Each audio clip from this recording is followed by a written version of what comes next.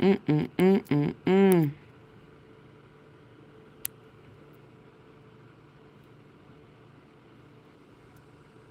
Okay, so hey, yeah, I have been having difficulties with my phone or my internet, so I'm not even sure if it's really working. I really couldn't test it. And now I'm out of juice, so so here, the United States Attorney Office of Northern District of Mississippi. Can y'all hear me? Can y'all hear me?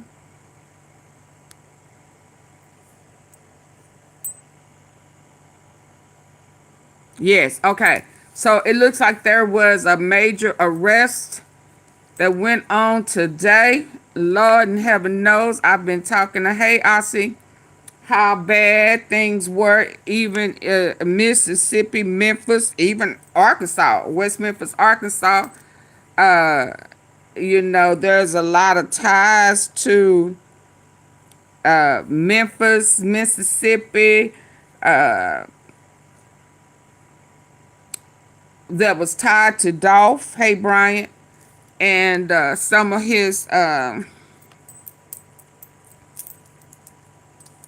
suspects, some that got away and some that didn't, some that's no longer living.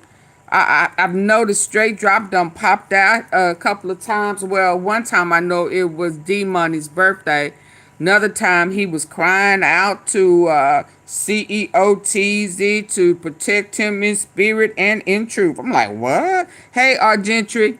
And then, you know, a couple of days this week, the old rat that got away, that's a snitch in a informant, state and federal. When that bus went down with the NBA players, you know, I did the upload the other day because he was MIA. And I said, ooh, a bus. Oh, wow. Don't he live in Mississippi, supposedly? Then they had that trafficking stuff going on with them girls. What's her name? Uh, what was the little trafficking girl that the cookie people got out of jail? Plumber. Her, the escape convict that was all over from Memphis. I mean, from Mississippi to Memphis. Uh, what was his name? Yeah, in Nana. He got Nana car out, tied up in it, and Nana was finna go to jail. You know, he escaped. Hey, Eternity. And the man was outside behind the building. I was supposed to take him to Walmart and was it's just all of that. You know, DeSoto County had one of the guys that was a cop that got busted. He was the lookout for True Mafia. Auto theft. Yeah. So I'm wondering.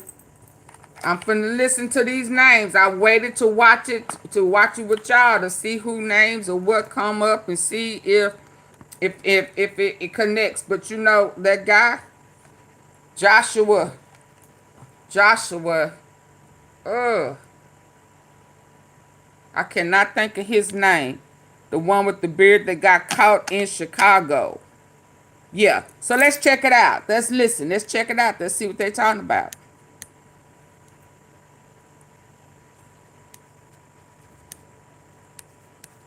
Good afternoon. I'd like to thank you all for coming here Can today. y'all hear this? I am especially grateful and honored that we have the Deputy Director of the FBI, Andrew Bailey, is here with us today, and the Special in Charge, Robert Eichhoff, here as well. Robert, Yeah, he awfully low. Hold on. these are AUSA who's actually prosecuting this case. This is the lead prosecutor on the case. And y'all just bear with us. Your car donation Oh, let's see, directly that's supports high. those who served. Through Vehicles for So I know Veterans, it your ain't me. donation provides real help to veterans in need. You'll also support the families of I know it ain't me.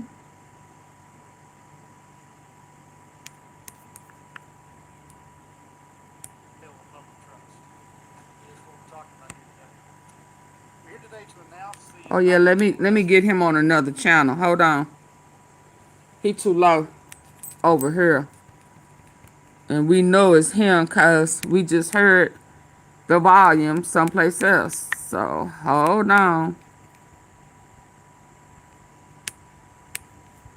And at the end of that, we're going to take a few questions, so don't worry. But What is we're up here with the today volume? to talk about some incredibly serious allegations that mark a very, it's just a monumental betrayal of public trust. Is what we're talking about here today. We're here today to announce the indictment and arrest of 20 individuals, most of them law enforcement officers in the Mississippi Delta region. It's still low, ain't it? The indictments generally Oh, you think it's allege the theirs? taking of bribes to attempt to aid and abet drug trafficking as well as associated crimes. Oh, The hold first on. indictment, and at the end of that, we're going to take a few questions, so don't worry. Okay, let me use We're here this today device over to here. talk Hold on. about some incredibly serious allegations that mark a very, it's just a monumental betrayal of public trust. Is what we're talking about here today. We're here today to announce the indictment and arrest of 20 individuals, most of them law enforcement officers in the Mississippi Delta region. The indictments generally allege the taking of bribes to attempt to aid and abet drug trafficking as well as Aid and associated abet. crimes. The first indictment that I'll talk about involves a conspiracy whereby law enforcement officers and their accomplices Okay, hold on. are alleged to have agreed to provide safe passage for illegal narcotics and drug. Hold on.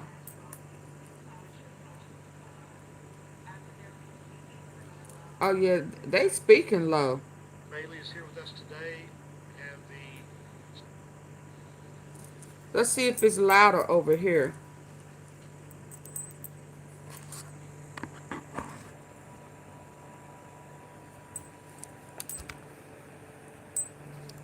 good afternoon. Can y'all hear this one better? Thank you all for coming here today.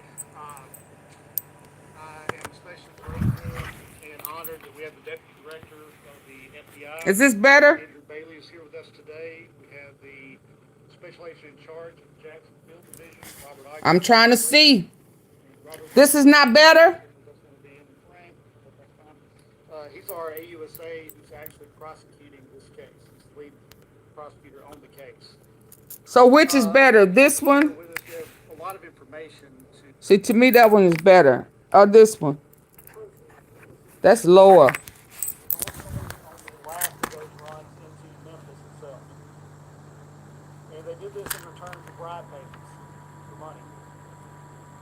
They are also indicted for related firearms offenses and, of course, individual counts related to specific So which one can y'all hear better? throughout the Mississippi Delta. Indicted in this conspiracy are the following individuals. Okay, y'all, it's not my device, so it has to be theirs because Still employed or were up to today in those places. But the places I'm referring to where they're employed. y'all can't hear this. I'll talk about some incredibly serious allegations that mark a very, it's just a monumental betrayal of public trust. Y'all cannot hear this? Here today. We're here today to announce the indictment and arrest of 20 individuals, most of them law enforcement officers in the Mississippi Delta region. The indictments generally allege the taking of Hold on. bribes to attempt to aid and abet drug trafficking as well as associated crimes.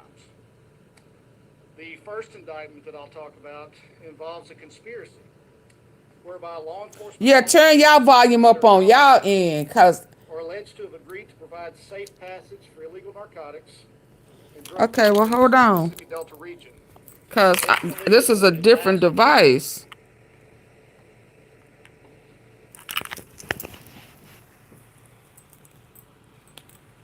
Good afternoon.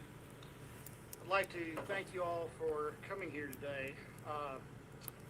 I am especially grateful and honored that we have the Deputy Director of the FBI, Andrew Bailey, is here with us today. We have the Special Agent in charge of the Jacksonville Division, Robert Ike, here as well, and Robert Mims, who prosecutor that doesn't want to be in the frame, but that's fine. He's our AUSA who's actually prosecuting this case. He's the lead prosecutor on the case. And if y'all just bear with us, we have a lot of information to get to you. And at the end of that, we're going to take a few questions, so don't worry. But we're here today to talk about some incredibly serious allegations that mark a very, it's just a monumental betrayal of public trust.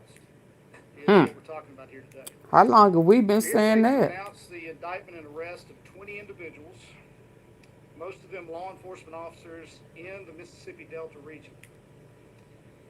The indictments generally allege the taking of bribes to attempt to aid and abet drug trafficking as well as associated crimes. The first indictment that I'll talk about involves a conspiracy whereby law enforcement officers and their I don't know. We're going to have to listen and see. I don't know, provide Janet. safe passage for illegal narcotics and drug proceeds to the Mississippi Delta region, and ultimately Hey, Reflection. the last of those runs into Memphis itself. And they did this in return for bribe payments. Bribe payments. They are also indicted for related firearms offenses and, of course, individual counts related to specific runs throughout the Mississippi Delta. Indicted in this conspiracy are the following individuals, and when I'm giving you this list of places of employment, a lot of them are still employed, or were up to today, in those places, but the places I'm referring to where they're employed, that's really during the times that are relevant to the charges in their indictment. So indicted in this particular conspiracy were Brandon Addison, who's a Mississippi law enforcement officer employed by the Hollandale Police Department and the Humphreys County Sheriff's Office at times relevant to the indictment. Javari Howard, a Mississippi law enforcement officer employed by the Metcalf Police Department and later, during the course of the investigation, the Hollandale Police Department. Milton Gaston, the elected sheriff of Washington County, Mississippi. Truron Grayson, who was employed by the Humphreys County Sheriff's Office. Bruce Williams, who was the elected, or is at the moment, the elected sheriff of Humphreys County, Mississippi. Sean Williams, who was employed by the Yazoo City Police Department. Dexter Franklin, who was employed by the Washington County Sheriff's Office. Wendell Johnson, who was employed by the Bolivar County Sheriff's Office. Now, I want to take note on this particular name. When you see the indictments themselves, you're going to have 22 names. Hey, Cynthia. While we're telling you 20 people are now charged. And so this next individual who appears in the indictment, I want to make this very clear. Based on information obtained today, the charges against Amber Holmes have been dismissed. She's no longer charged in this case and is no longer implicated in any wrongdoing related to this investigation. The remaining co-defendants on that first indictment, the large one, are Marcus Nolan, Hassan Roach, Jeremy Salas, Torio Chaz Wiseman, Pierre Lakes, and Derek Wallace.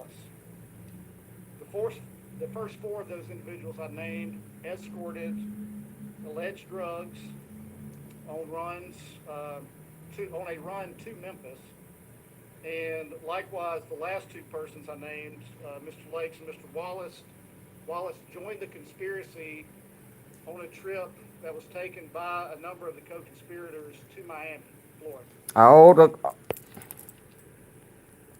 So we know that there whatever's going on, there's connection in Memphis and Miami.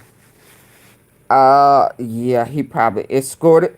Come on now, let's hold on. Back that thing up. 22 names. I'm about to explain why we're telling you 20 people. Memphis and Miami. Charged. And so this next individual who appears in the indictment, I want to make this very clear. Based on information obtained today, the charges against Amber Holmes have been dismissed. She's no longer charged in this case and is no longer implicated in any wrongdoing related to this investigation. The remaining co-defendants on that first indictment, the large one, are Marcus Nolan, Hassan Roach, Jeremy Salas, Toria Chaz Wiseman, Pierre Lakes, and Derek Wallace. The first four of those individuals I named escorted alleged drugs on runs on a run to Memphis, and likewise the last two persons I named, Mr. Lakes and Mr. Wallace. Wallace joined the conspiracy on a trip that was taken by a number of the co-conspirators to Miami, Florida.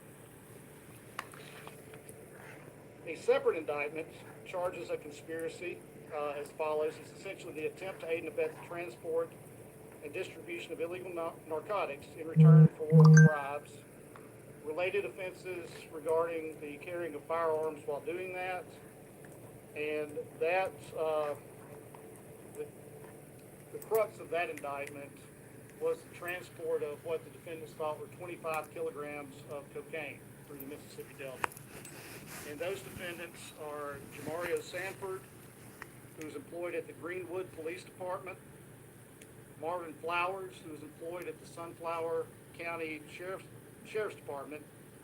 And again, this is the second of those names I mentioned to you. You'll see in an indictment the name Taquana Rucker. And again, based on information obtained today, the charges against Ms. Rucker have been dismissed. She's no longer charged in this case and is no longer implicated in any wrongdoing in this investigation. A further indictment charges Martavius Moore, who's a police officer in Greenville, Mississippi, with aiding and abetting the transport of what he thought was 25 kilograms of cocaine and carrying a firearm, of course, during that. Marquavius Bankhead was a patrolman with the Mississippi Highway Patrol. And he has been indicted, and he's no longer with the Highway Patrol. He has recently resigned from the Highway Patrol. He was indicted for, again, aiding and abetting the transport of 25 kilograms of cocaine, or what he thought was that. Chaka Gaines with the Greenville Police Department was again charged with attempting to aid and abet the transportation of narcotics, essentially traffic drugs through the Delta, and was likewise charged with a firearm offense related to that. DeQuarian Smith with the Humphreys County Sheriff's Department and the Isola Police Department was likewise charged with conspiracy to aid and abet the possession, transportation, and distribution of illegal narcotics. Finally, and this is always important to say at one of these, I'd remind everybody present that an indictment is just that, it's an allegation. That indictment, those allegations have to be proven in a court of law. Everybody in this country operates under the presumption of innocence, and nothing's changed about that. That being said, there's an 18th century philosopher, writer, you name it, evil lot, named Edmund Burke, and there's a quote that is often associated with him. And that is that the only thing necessary for evil to flourish is for good men to do nothing. And I am before you today profusely thanking the good men of the FBI, because they'll tell you a little bit more about the investigation itself, but this was a years-long investigation. This wasn't anything that happened overnight. They invested a lot of time, a lot of resources into conducting a very thorough investigation that continues today. And I cannot thank them enough. The work put in by Assistant United States Attorney Robert Mims has been phenomenal. Mims. I just Mims. the fact that good men and good women are standing in that breach. I need to see him. Restore confidence in our law enforcement agencies in Mississippi. And at this time, I'm very much honored to invite Robert Mims. Bailey to make a few comments. Good afternoon, FBI Deputy Director Andrew Bailey. I am present here today to support the mission of the Federal Bureau of Investigation and to enhance the cooperation and coordination with our proud partners at the United States Attorney's Office. I want to emphasize that my presence is to underline the importance and the magnitude of this case. This operation and these indictments are a success, but they point to a troubling reality. We're talking about 14 current or former law enforcement officers, 6 co-conspirators who are alleged to have sold out the public, promoted. Okay, I stopped it when the phone started ringing. In Mississippi. And at this time, I'm very much honored to invite Deputy Director Andrew Bailey to make a few comments. Okay, Good hold on. afternoon, FBI Deputy Director Andrew Bailey. I stopped it. Hold on. And rewind it some. Hold on. I need it over here with the volume, a better volume. Mississippi communities Okay. deserve better. The American public deserves better. Let this be a lesson for those sworn to serve the public that if you're a good law enforcement officer, the FBI will always stand with you. But for those corrupt This is what the individuals who abuse their office, we will come for you and hold you accountable. To all Americans listening, the FBI will never stop protecting from these kinds of abuse. Proud partners at the United States Attorney's Office. I want to emphasize that my presence is to underline the importance and the magnitude of this case. This operation and these indictments are a success, but they point to a troubling reality.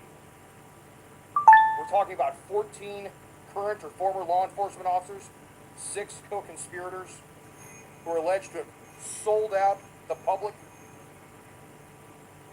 promoted crimes that they should have been investigating and stopped, and instead of working to stem the flow of dangerous controlled substances, the evidence will show they took bribes to facilitate the distribution of controlled substances. They betrayed the trust that the public placed in them, disgraced the badge, and undermined the hard work of good law enforcement officers across this state and across the region. This corruption permeated all levels. It extended across multiple counties and multiple jurisdictions in the state of Mississippi and beyond. But the Department of Justice and its subcomponent, the FBI, will not allow the wrongdoing and wrongdoers to get away with it. We will stop these kinds of disgraceful and shameful abuses of public office, and will prove that we will not tolerate corruption amongst America's criminal justice system. I want to acknowledge the brave men and women of the FBI Jackson Field Office and the incredible work they did leading this multi-year complex investigation. I want to thank members of the SWAT and HRT teams for their professionalism in apprehending the suspects, these corrupt officers, without incident. I want to thank our state and local partners for supporting this team effort. I want to thank the Criminal Investigation Division's Public Corruption Unit for leading these efforts. I want to thank the United States Attorney, Clay Joyner, for his partnership in this endeavor, and Attorney General Bondi and the entire DOJ for their leadership and guidance in these matters. This administration has worked tirelessly to support the FBI's work across the country, and we are grateful. As to the broader significance, public corruption is a crime against the entire community, against all citizens, and against the rule of law itself. It leads to the loss of trust in law enforcement and erodes the justice system, thereby endangering citizens. Mississippi communities deserve better. The American public deserves better. Let this be a lesson for those sworn to serve the public that if you're a good law enforcement officer, the FBI will always stand with you. But for those corrupt individuals who abuse their office, we will come for you and hold you accountable. To all Americans listening, the FBI will never stop protecting from these kinds of abuses of authority. Thank you for being here today, and I'd like to turn it over to the head of the Jackson Field Office, SACI.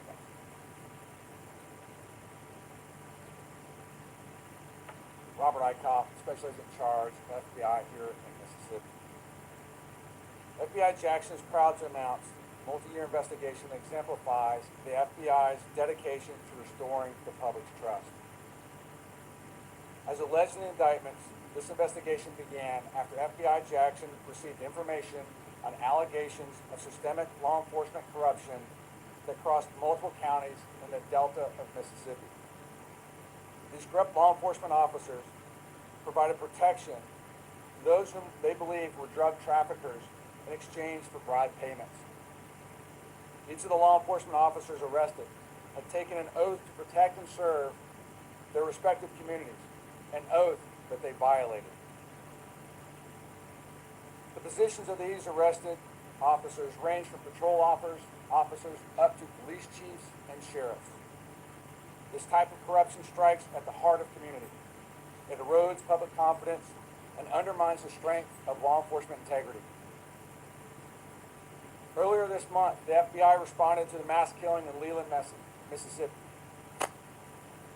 During many interviews, we learned of the community's distrust of select law enforcement officers due to the concerns of corruption.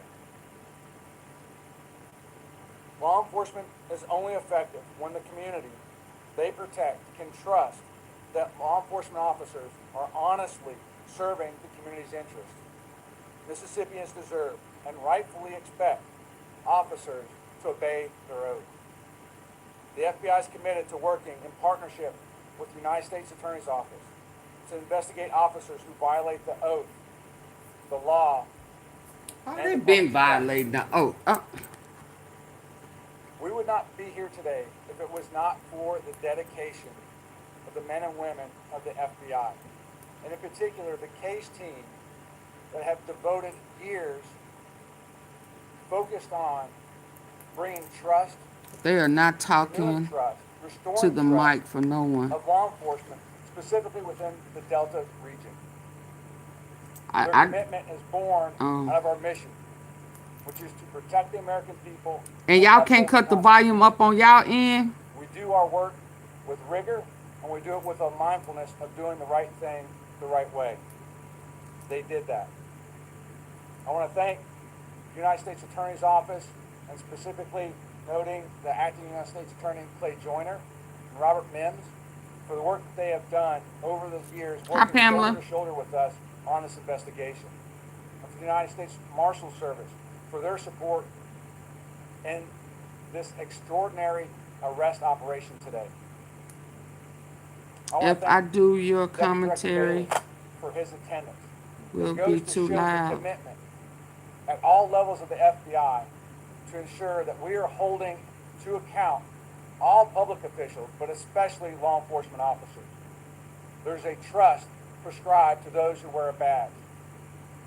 We as a country have heard many instances of that trust being violated, and the FBI is committed to ensuring that we are holding people accountable to the law, Thank you, to their oath, and earning and maintaining. Without their enduring commitment to supporting us, we would not have been here today. To the Critical Incident Response Group, who houses our HRT, our Crisis Management Unit, and many other units that were needed to support an operation of this scale, this magnitude. And then the multiple field offices and their SWAT team, their hostage negotiators, and their tactical operational specialists that helped us man this operation. Apparently mine With your help, are broken we'll tonight. continue to ensure the people who work It has to be theirs because I got it up high. and not themselves. I call on all American citizens that if you are aware of, if you're experiencing any instances of corruption, please report that to the FBI. You can contact us at 1-800-CALL-FBI or online Me too. at tips.fbi.gov. Thank you. This time we'll take a few questions. Yes, ma'am.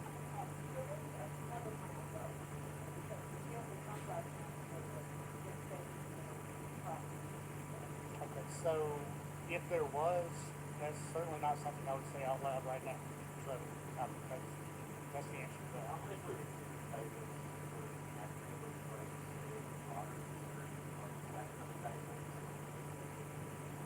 So the indictments are divided up by the people who engaged together in the course of crime. conspiracy indictments, and you've heard that there are a number of indictments of individuals charged. And so and again, I apologize because some of you probably get frustrated with my answers, but we're not going to go into a lot of specifics about the case, obviously with the methods used. But as SAC ICOP has already told you, what happened here is the case started, the genesis of the case was people, oftentimes some criminals who, when arrested, they were complaining about having to pay bribes to various individuals. And when the FBI followed up on that, lo and behold, we found out that was the case. There's the large conspiracy, those people that acted in concert at different times with each other for that purpose. The smaller conspiracy that had 3 people listed is now 2. That was, again, those people acting in concert together, and just basically wherever the facts and the evidence led, those were the people that ended up being involved in the investigation. Yes, sir.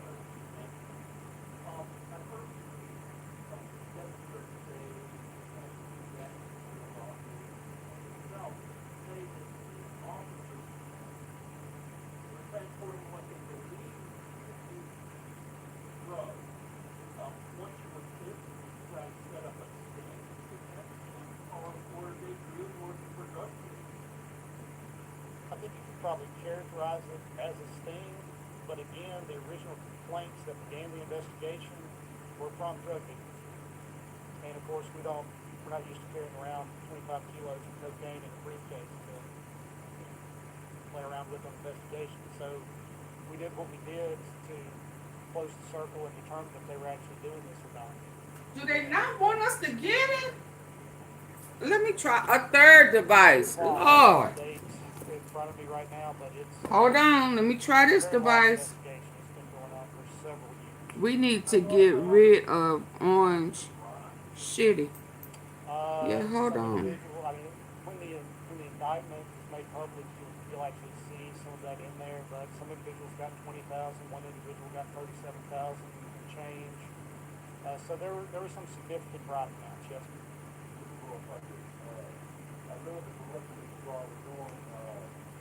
This is horrible.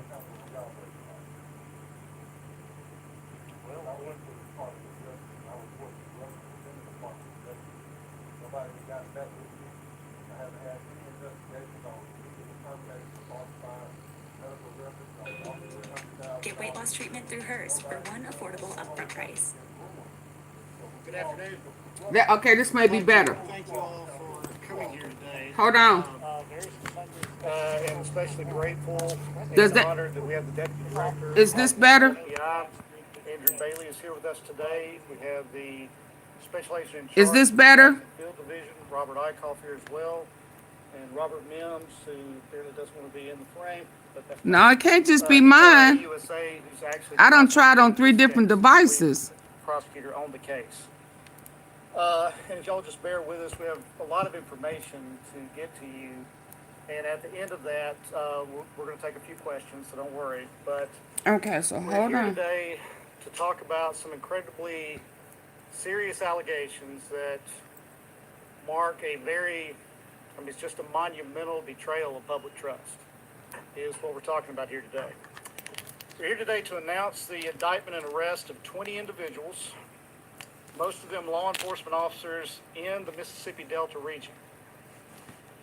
The indictments generally allege the taking of bribes to attempt to aid and abet drug trafficking, as well as associated crimes. The So is first this indictment better? that I'll talk about involves a conspiracy whereby law enforcement officers and their accomplices are alleged to have agreed I'm to provide confused. safe Has passage marked for illegal increase. narcotics What? and Has drug marked proceeds to the Mississippi Delta region, marked and ultimately markedly on the last increased. of those runs into Memphis itself. And they did this in return for bribe payments, for money. Yeah, it's about a little bit. They are also You indicted just for ain't related satisfied. firearms offenses, I'm jumping and through the too many 14 hoops for you to be like a individuals found little. specific runs throughout the Mississippi Delta. Indicted in this conspiracy are the following individuals, and when I'm giving you this list of places of employment, a lot of them are still employed or were up to today in those places. But the places I'm referring to where they're employed, that's really during the times that are relevant to the charges in their indictment. So indicted in this particular conspiracy were Brandon Addison, who's a Mississippi law enforcement officer employed by the Hollandale Police Department and the Humphreys County Sheriff's Office at times relevant to the indictment. Javari Howard, a Mississippi law enforcement officer employed by the Metcalf Police Department and later, during the course of the investigation, the Hollandale Police Department. Milton Gaston, the elected sheriff of Washington County, Mississippi. True Ron Grayson, who was employed by the Humphreys County Sheriff's Office. Bruce Williams, who was the elected, or is at the moment, the elected sheriff of Humphreys County, Mississippi. Sean Williams, who was employed by the Yazoo City Police Department. Dexter Franklin, who was employed by the Washington County Sheriff's Office. Wendell Johnson, who was employed by the Bolivar County Sheriff's Office. Now, I want to take note on this particular name.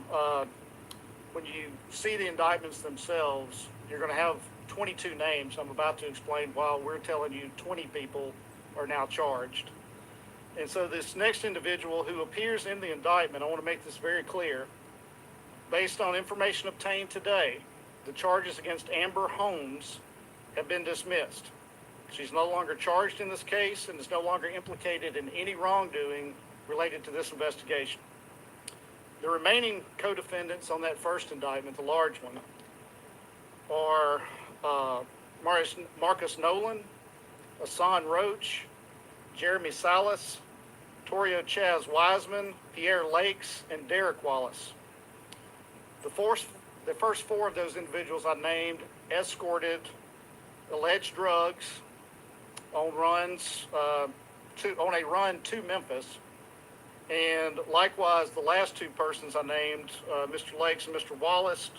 Wallace joined the conspiracy on a trip that was taken by a number of the co-conspirators to Miami, Florida. A separate indictment charges a conspiracy as follows. It's essentially the attempt to aid and abet the transport and distribution of illegal narcotics in return for bribes. Trump has been making less and less sense. The carrying of Yeah, they say hope. And that, the crux of that indictment was the transport of what the defendants thought were 25 kilograms of cocaine through the Mississippi Delta. And those defendants are Jamario Sanford, who was employed at the Greenwood Police Department, Marvin Flowers, who was employed at the Sunflower County Sheriff's Department. And again, this is the second of those names I mentioned to you. You'll see in an indictment the name Taquana Rucker. And again, based on information obtained today, the charges against Ms. Rucker have been dismissed. She's no longer charged in this case and is no longer implicated in any wrongdoing in this investigation. A further indictment charges Martavius Moore, who was a police officer in Greenville, Mississippi, with aiding and abetting the transport of what he thought was 25 kilograms of cocaine. And Got carrying straight set firearm, up. of course, I with bet you them. quit in there somewhere. Marquavius Bankhead was a patrolman with the Mississippi Highway Patrol. And he has been indicted, and he's no longer with the Highway Patrol. He has recently resigned from the Highway Patrol. He was indicted for, again, aiding and abetting the transport of 25 kilograms of cocaine, or what he thought was that. Chaka Gaines with the Greenville Police Department.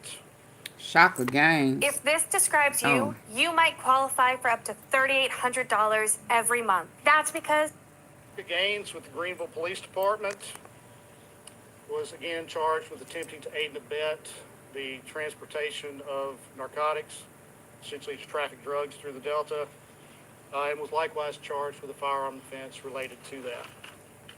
DeQuarian Smith with the Humphreys County Sheriff's Department and the Isola Police Department was likewise charged with conspiracy to aid and abet the possession, transportation, and distribution of illegal narcotics.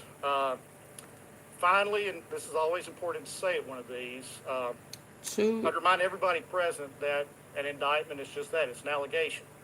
That indictment, those allegations have to be proven in a court of law. Everybody in this country operates under the presumption of innocence, and nothing's changed about that. That being said, 20 of them. 18th century philosopher, writer. You should have known something when that man, There's a quote that Zimmerman, is also Joshua associated with Zimmerman, him.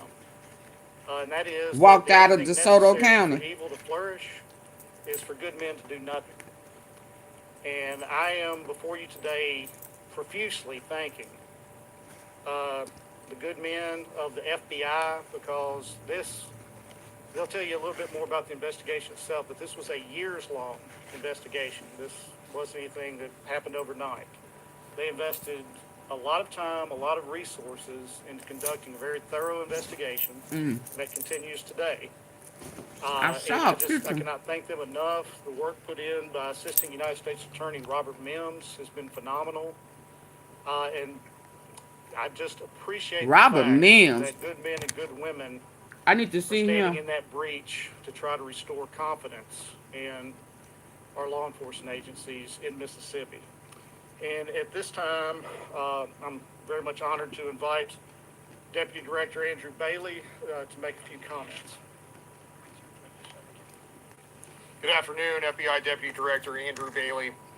I am present here today to support the mission of the Federal Bureau of Investigation and to enhance the cooperation and coordination with our proud partners at the United States Attorney's Office. I want to emphasize that my presence is to underline the importance and the magnitude of this case. This operation and these indictments are a success, but they point to a troubling Robert reality. Mims. I need to see Robert We're Mims. talking about 14 current or former law enforcement officers, 6 co-conspirators who are alleged to have Are they sold connected out to the Mexican public, cartel? promoted crimes that they should have been investigating and stopped, and instead of working to stem the flow of dangerous controlled substances, the evidence will show they It's took Seniola bribes cartel. to facilitate the distribution of controlled substances. Well, They we know betrayed Court in the there. trust that the public placed in them, disgraced the badge, and undermined the hard work of good law enforcement officers across this state and across the region. This corruption permeated all levels. It extended across multiple counties and multiple jurisdictions in the state of Mississippi and beyond.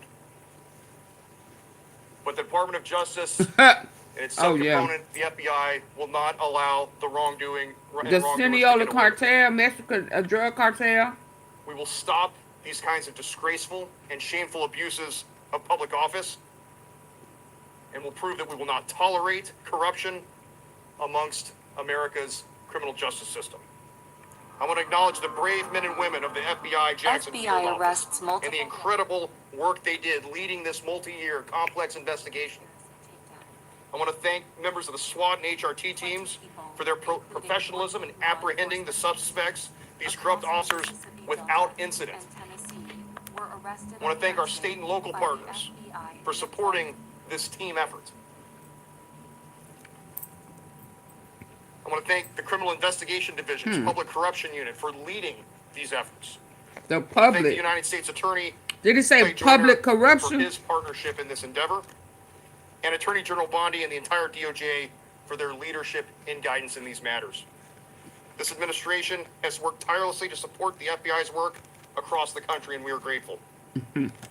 As to the broader significance, public corruption is a crime against the entire community, against all citizens, and against the rule of law itself. It leads to the loss of trust in law enforcement and erodes the justice system, thereby endangering citizens. Mississippi communities deserve better. The American public deserves better. Let this be a lesson for those sworn to serve the public that if you're a good law enforcement officer, the FBI will always stand with you.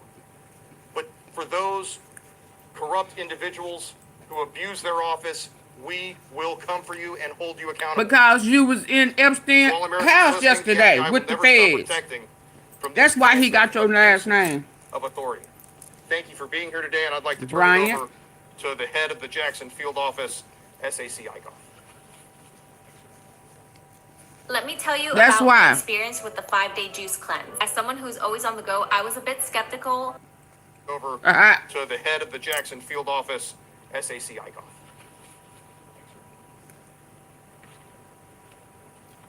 Robert Eichhoff, Special Agent in Charge, FBI here in Mississippi. FBI Jackson is proud to announce multi-year investigation that exemplifies the FBI's dedication to restoring the public's trust. As alleged in the indictments, this investigation began after FBI Jackson received information on allegations of systemic law enforcement corruption that crossed multiple counties in the Delta of Mississippi. These corrupt law enforcement officers provided protection to those whom they believed were drug traffickers in exchange for bribe payments. Each of the law enforcement officers arrested had taken an oath to protect and serve their respective communities, an oath that they violated.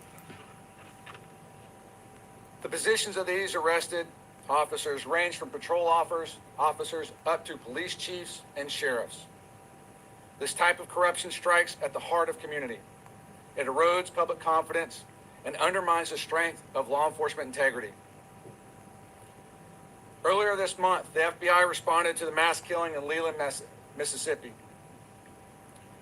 During many interviews, we learned of the community's distrust of select law enforcement officers due to the concerns of corruption.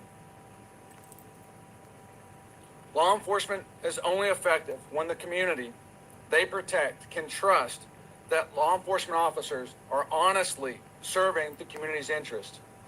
Mississippians deserve and rightfully expect officers to obey their oath. The FBI is committed to working in partnership with the United States Attorney's Office to investigate officers who violate the oath, the law, and the public's trust.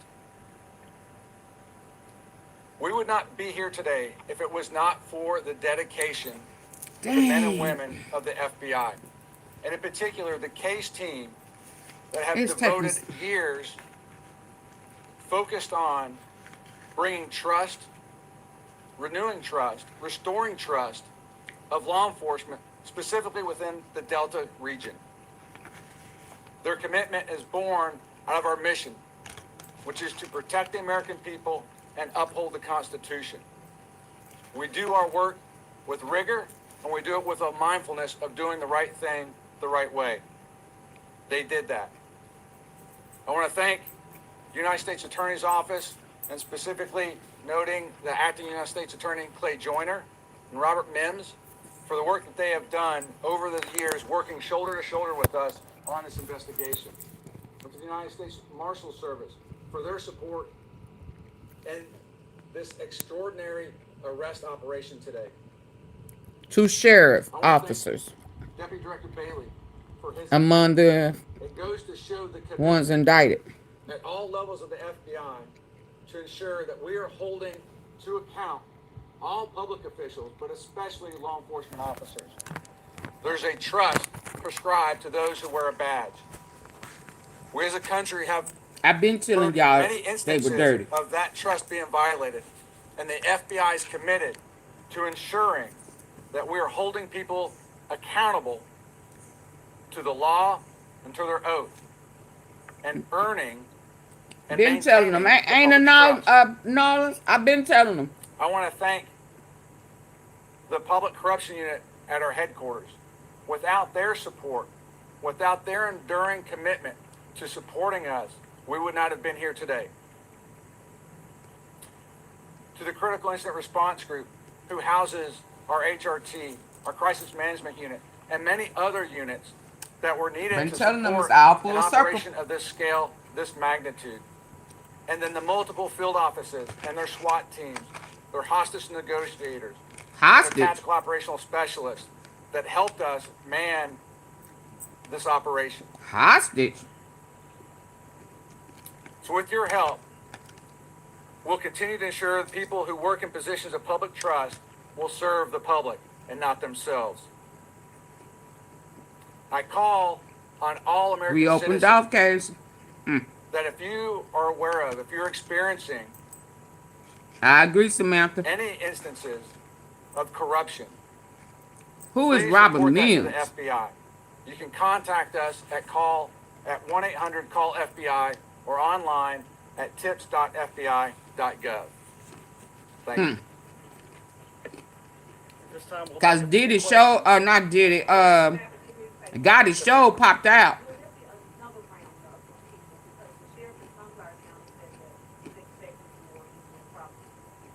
Okay, so if there was, that's certainly not something I would say out loud right now. So Get on it, Samantha. Let's that's go. for that.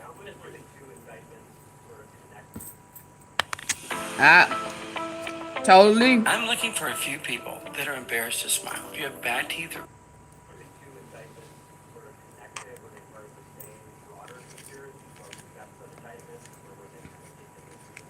So there, I mean, but then indictments are divided up by the people who engaged together in a course of crime for the conspiracy indictments, and you've heard that there are a number of indictments of individuals who were charged. And so and again, I apologize because some of you probably can get frustrated with my answers because we're not going to go into a lot of specifics about the case, obviously. Or the I would not be investigators. surprised if, But if Quit didn't SSC snitch. has already told you, Ain't wrapped what up in happened here. here is the case started, the genesis of the case was people, oftentimes some criminals who, when arrested, they were complaining about There we having go. to pay bribes to various individuals. And when the FBI followed up on that, lo and behold, you found out that was the case. Let's go, Samantha. There's the large conspiracy. Those were people that acted in concert at different times with each other for that purpose. The smaller conspiracy that had 3 people listed is now 2. That was again those people acting in concert together, and just basically wherever the facts and the evidence led, those were the people that ended up being involved in the investigation. Yes, sir. Now, if Dollar Bill wrapped up in this in any way, I'ma know Quit has something to do with it. We're transporting what they believe to be drugs. Once you were tipped, did you guys set up a sting to catch them, or were they really working for drug dealers? I think you could probably characterize it as a sting. As a sting. But again, I bet the you Quit original in there. complaints that began the investigation. I bet you was part of the from drug snitch. dealers. And of course, we're not used to carrying around 25 kilos of cocaine in a briefcase to, play around with on investigations. So we did what we did to close the circle and determine if they were actually doing this or not, would be the answer to that. Remember I kept telling y'all he's I don't still have the working. date in front of me right now, but it's a very long investigation. It's been going on for several He ate years. that shit. How large was the bribe? Some individual, when the indictment is made public, you'll actually see some of that in there. But some individuals got $20,000. One individual got $37,000 and change. So there were some significant bribe amounts. Yes, sir. Was the Lord project? I love the corruption that you all are doing. Who holds the law accountable when y'all break the law? Oh, Well, I work for the Department of Justice, and I reported corruption within the Department of Justice, and nobody has gotten back with me. ooh, I ooh. haven't had any investigations. I was illegally terminated with Oh, falsified shit. medical records. I was offered $300,000. Nobody's, my whole family has been ruined. change. Y'all hear that? So there were some significant bribe amounts. Yes, sir. What's the Lord project? I love the corruption that you all are doing. Who holds the law accountable when y'all break the law? Uh-oh. Well, I work for the Department of Justice, and I reported corruption within the Department of Justice. Nobody has gotten back with me. I haven't had any investigations. I was illegally terminated with falsified medical records. I was offered $300,000. Yeah, he black. Nobody's, my whole family has been ruined. Uh-oh. So when you all speak of corruption, Uh-oh. who holds you all accountable when you all break the law? Woo. various and sundry inspector generals for one. For instance, if you were to, and sir, I apologize, I don't know the facts of your individual case, But if you were to come to the FBI with anything resembling a credible allegation that, hey, Clay Joyner, I bribed him, he took money, I fully expect the FBI to investigate the heck out of me if they find that accusation to be credible, as they would with anybody. Would be the shortest way for me to answer that. Yes, ma'am. Hi, Mm. would you guys characterize this Uh-oh. like a network of bad officers, or? Yeah, it's a network. Kind of working in their own? Well, what you'll see in particularly the conspiracy indictments, that's what a conspiracy implies definitively, is a network of people working together.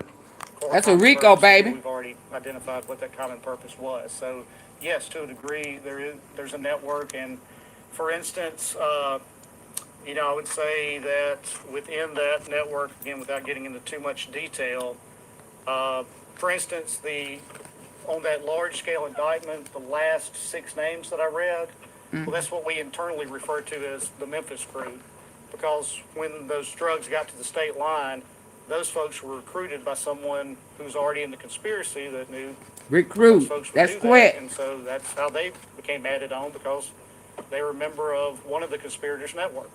Can I do a follow-up? Would you say that is there a cartel or a gang group or anything like that that is feeding these drugs in, or is this case-by-case basis? Well, I think, okay, so, yeah, there's gang activity in the Delta. I mean, we all unfortunately saw what happened in Leland, which is just an abject tragedy, and is They gone for infuriating good. that can happen in any town in America, much less in that town in this district. I told y'all Quit was still working. So yes, there's gang activity. As But far he as was your working question for the about Memphis, the cartels, Mississippi side. I'm trying to think of the best way to answer that. We don't, in this particular investigation, no, we do not have a direct link to the cartels. But, everybody in the room, it's not exactly They done for? a Brian. carefully hidden secret at this point that for roughly 4 years, the border was pretty wide open.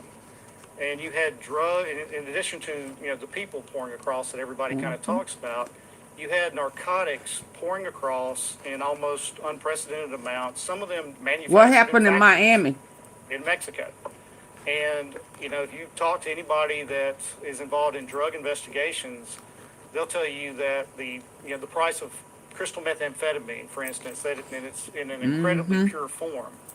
Well, the reason I see where this that going though, the y'all. prices of that are the lowest, or were at one time. Now they're going back up because the border's been sealed off to a degree. But the prices of those at one time previously had fallen to unprecedented lows because there was just such a glut of supply that was pouring across the border. So while, we don't have nobody from the cartels indicted in this case, whenever you see drugs being trafficked in Mississippi or really elsewhere in the United States, you can count on, if you're able to track it back far enough, yeah, you're more than likely going to have a cartel connection. Yes, sir. Give me 1 second. Let me get this gentleman. WRG Memphis, Brian, for the officers and sheriffs who were being investigated, were they suspended at any time during this investigation? And a second part question would be, They not hitting the like button, y'all. through anything with this investigation as far as getting to this point? Like, what was your challenge getting up to this point in the investigation? Okay, so that one I'm probably not going to answer other than say yes, there were a bunch of challenges. And they were challenging. But other than that, give me your first question again. I'm sorry, I was answering in reverse order. Officers or sheriffs who were in the investigation suspended? So that's a great question. And the answer is, at times, for other reasons unrelated to the investigation, we may have had 1 or 2. But, and it's the frustrating thing for us, and it may be a frustrating thing to hear, especially when you hear that this was a years-long investigation. But we had to weigh 2 things against each other. Of course, you had what we, at various times we came to know that different officers, that we alleged that they were very much corrupt officers. But we could not go in, obviously, and arrest one of those officers, reveal the methods, reveal, the people who were actually doing the hands-on work with those officers. We just couldn't do that because whenever you did that, at whatever moment that took place, the investigation would instantly shut down and, just you'd have insurmountable obstacles to ever Cut the kind of information. finding the rest of the web or the the system of corruption. And so Cut the essentially, no, information. did You not want me make to an put it on approach to have hold? them suspended, because that would have absolutely identified the fact that an investigation was taking place, and we just simply could not do that and continue the investigation. I know the indictment was just unsealed, but we feel that we're providing protection during the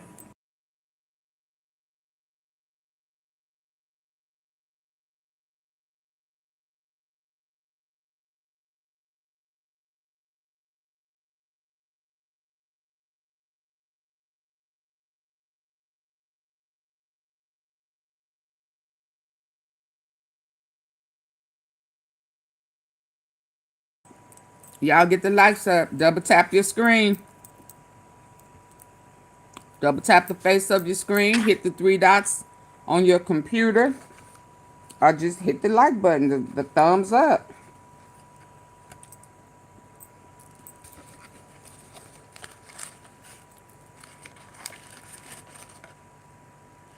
Thank you, Naturally Nolans, for the floating hearts. Come on, y'all, double tap. Thumbs up. The tea sipper say, get the lights up, y'all guests over here listening.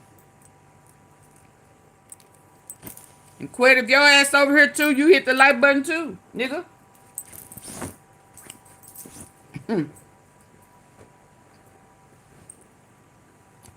Yeah. I can see a setup. Cartel too, Cineola. Oh yeah, I feel like he was a part of that big bust. All up and down there, up in Texas. Absolutely. Miami. What went down in Miami? We know his ass was all up in Miami when he was supposed to be in the house. I can absolutely see them police, whoever on them streets bribing. I can see that as well, because his ass was supposed to be locked back up. I can see all that. Cheesy. Yeah, I can see that. And I know Cheesy was doing surveillance work. Just like Quit. And I can also see him setting up somebody who embarrassed his ass on YouTube. Fucking that doctor. And it was just ironic when he came up running his mouth talking about getting beat up by a dentist. Yeah, I don't trust Quit at all. And all of this still ties to Memphis, Mississippi, cartel in Texas. It's still the same, what's the word? Pipeline. Go see the doctor. And if any of this, that somebody thought he was buying some drugs, and Quit vengeful. And I'm saying this because when he came out online talking about stepfather of the year, now y'all attack Charleston, Chag Sco. So the same places where old boy went to and communicated with are the same two people. He didn't say tag City. He didn't say tag Flacco. He said Charleston, and he said Sco. The two people that Dollar Bill interacted with.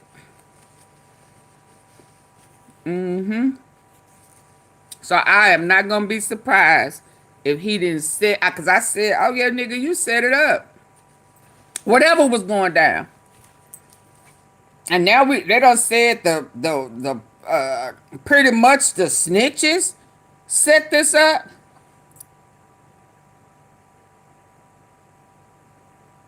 Who said I don't know nothing I don't know nothing about everything. Please leave me alone. I don't know what you mean, but okay. Naturally knowledge. Yeah, those in the bushes hit the like button. Brian, a full circle. Yeah. It's full circle, baby.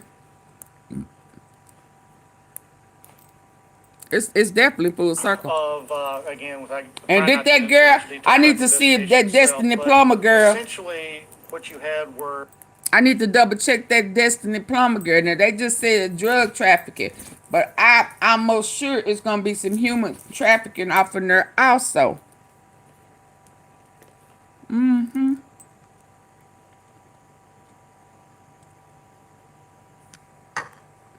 I don't know nothing about everything. That sound like quit. Always in some shit. And it's Memphis and Mississippi. Them both his territory and Miami. Come on now. He know everything. Everything. And you want me to believe he didn't snitch? He not a snitch number. How much did he get paid? Shit, did he say some thousands? Oh yeah, quit ass up in there. Yep.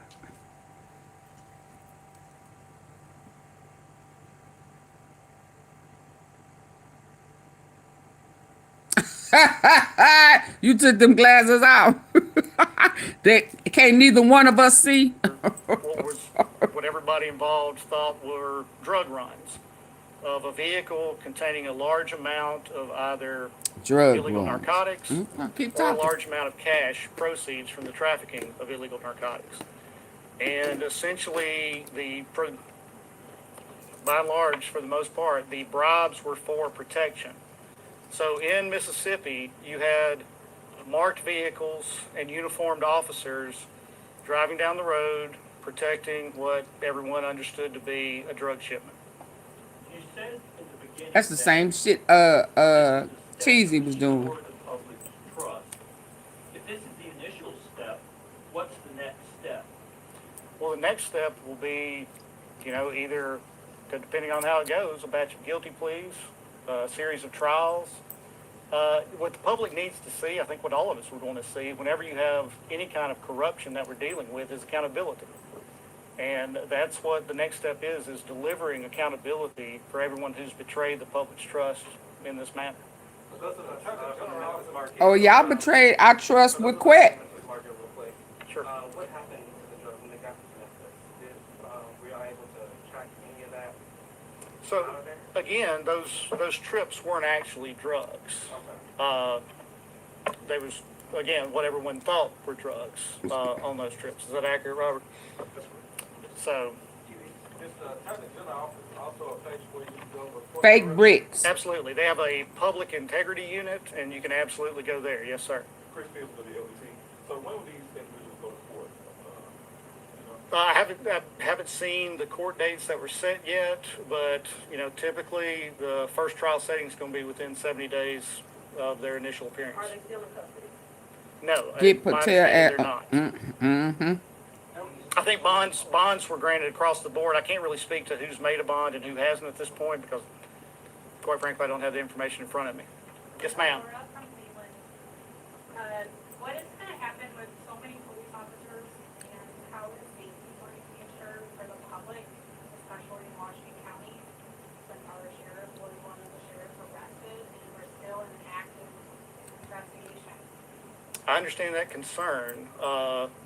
The flip side of that concern is what happens to public safety when the people that we're entrusting law enforcement to are doing the opposite of that. But I don't mean to be glib. I absolutely understand the question and the concern behind the question. And who are them cops? And I guess I'll talk about it in terms of a specific case.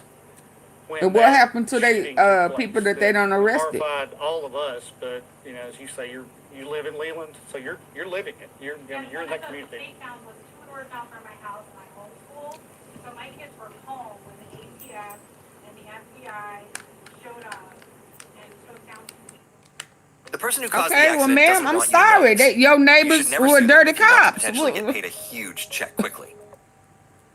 And took down some people on the corner of Sycamore, and Sycamore. 2 doors from my house. And so I'll say there's And it was a, fronts and to y'all know, restoring y'all faith know it was a and big while you're shooting doing in that, ensuring Orange things- Mound last night, right? I didn't cover it.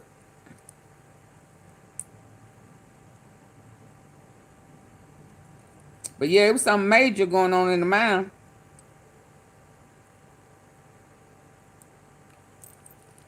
Oh Lord, I need to do some checking. I need to do some checking. safety. And Leland is a great example because the police department doesn't have a whole lot of staff at the police department. And so when that shooting took place under this gentleman's leadership right here, the FBI came crashing in along with other federal agencies, ATF, the marshals, you name it. And they've done incredible work on that investigation thus far. And so I think, to put it bluntly, where there is a breach, I think, yes, temporarily, there's going to be some manpower issues. I don't want to say there's any really good news from this other than the fact that people are being held to account for their actions. But, one thing to look at is no department has lost a huge swath of people from that particular department. You got, a few people in Greenville, a couple of people in Greenwood, just it's kind of different departments are losing small portions of that department. We're not decimating any entire department anywhere. But I absolutely understand the concern, but you've got agencies like the FBI, ATF, the U.S. Marshals, you name it, and they're stepping into that breach. And I mean, I don't have any better example than what happened in Leland and the fact that they came, it was unreal, the speed with which they provided resources. The SAC, I think, that thing happened late Friday night, and I don't know how early it was Saturday morning that he called me, but it was early enough that he woke me up. And just, the resources started pouring in. So I think there will be people to step into that breach temporarily. Just really a couple more. Do you expect convictions tied to these officers to be overturned or any of those cases to be reopened? It's been going on for years. That'll bring a lot of other cases into question. And quite frankly, I mean, I understand that, and I think it's possible. Neighbor's a bad cop. By the same token, I mean, we had to hold this investigation just an incredibly close hold on the facts, on the investigation, on the methods and means, and so we couldn't share that with our partners. An incredibly valuable partner to us is the district attorney's office in Washington County. He is, a lawman through and through, and I called him first thing this morning. As the initial arrests were being made, at that point, we could, essentially reveal it because the cat's pretty much out of the bag anyway. And so one of the first phone calls I made was to District Attorney Dwayne Richardson. And he appreciated the information, and I'm sure, they're taking a look at that right now, how it affects previous caseload and current caseload. Last question. I don't know how long you've been employed in your position, but within the last 20 years, how many times has something happened like this officer being arrested? So arrested on this scale, I'll tell you how long I've been employed in my position. As a prosecutor for just 1 year shy of 30 years. I used to be the young guy. And Hey, somehow Courtney. this happened. I don't see you, I've been but with this office since 2008. I was a state prosecutor previous to that, but we have had occasions to investigate, indict, and prosecute law enforcement agencies, officers, There you a go. number of times over the years. Usually, I mean, honestly, this part of the reason to your question earlier, part of the reason you couldn't divulge it is hey, when Purple. one of these happens, everybody that's doing this kind of thing goes to ground for several years. And so whoever you're going to get, you better get them, right then, because you're not going to be able to for a while. But it's happened, on a 5-year, 10-year cycle. You'll get, not that long ago. I think it was probably, how long ago was the sheriff of Tallahatchie County? 2019.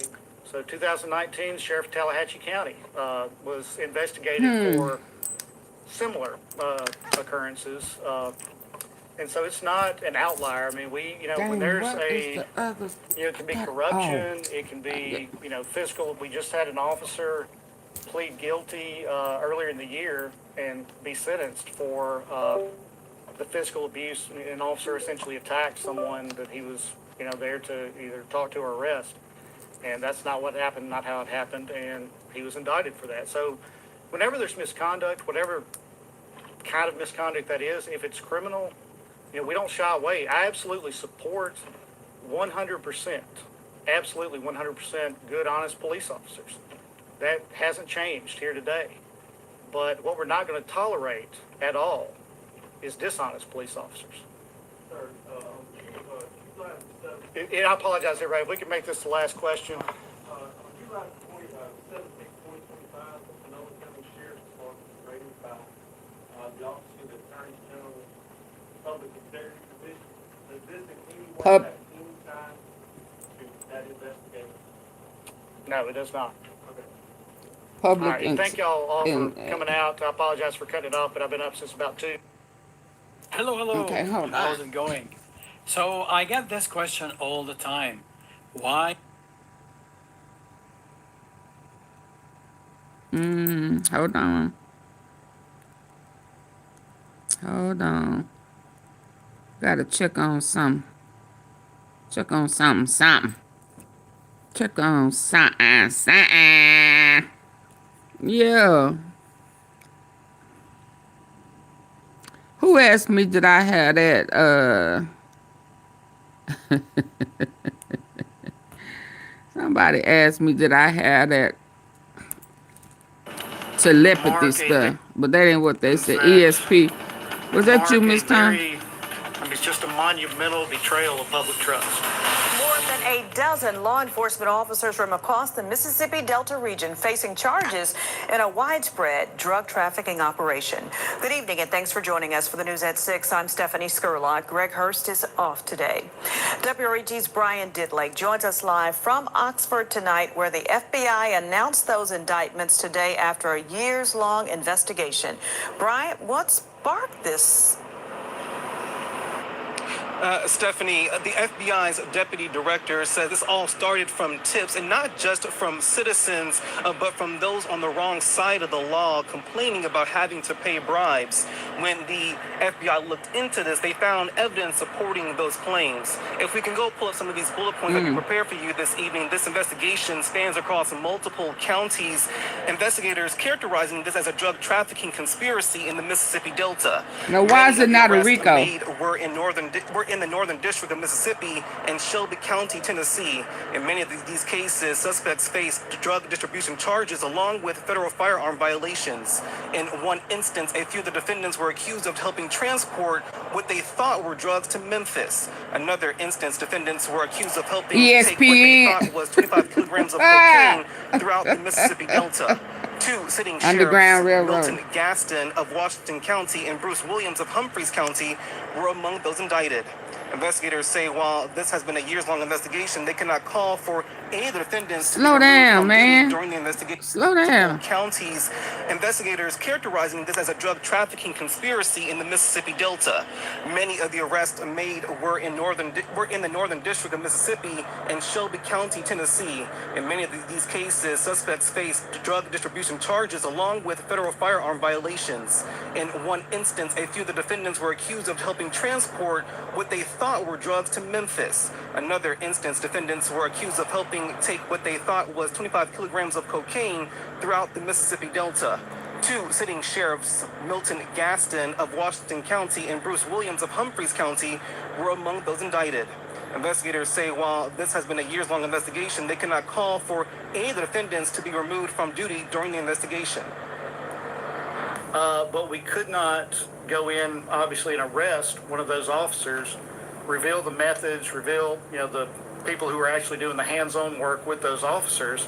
We just couldn't do that because whenever you did that, at whatever moment that took place, the investigation would instantly shut down. And, you have insurmountable obstacles to ever kind of finding the rest of the web or the system of corruption. And so, essentially, no, we did not make an approach to have them suspended. And now some of these defendants have addresses located in Memphis, South Haven, and Horn Lake. Right now, WRG is digging deeper, and we'll have more on that on the news at 10. But for now, we are live here in Oxford. Brian Didlake for your news leader, WREG News Channel 3. All right, a far-reaching investigation there. Thank you. Far-reaching. Hold on. They thought were drugs to Memphis. Another instance, defendants were accused of helping take what they thought was 25 kilograms of cocaine throughout the Mississippi Delta. Two sitting sheriffs, Milton Gaston of Washington County and Bruce Williams of Humphreys County, were among those indicted. Investigators say while this has been a years-long investigation, they cannot call for any of the defendants to be removed from duty during the investigation. But we could not. Well, he just told us. Hold on, I wasn't listening. Okay, okay, hold on. She said he just told me everything. Stephanie, the FBI's deputy director said this all started from tips and not just from citizens. Oh, tips. Tips. After he just said a mouthful. Okay, I'm listening now. I was over here looking. I was over here looking for something, but I'm hearing tips. Okay, right off the bat. Okay, let's go. I'm listening. From those on the wrong side of the law complaining about having to pay bribes. Wait a minute. The FBI, Stephanie, the FBI's deputy director said this all started from tips and not just from citizens, but from those on the wrong side of the law complaining about having to pay bribes. When the FBI looked into this, they found evidence supporting. So people who were in trouble. Hint, hint. Somebody who was in trouble for conspiracy. Hint, hint. And didn't want to take them 15 years and wasn't expecting for them to have them enhancements that was going to have him in prison for life, facing the death penalty. Yeah, mad as hell because he had been snitching for quite some time and still had evidence on some dirty, crooked cops. Y'all remember that? Him and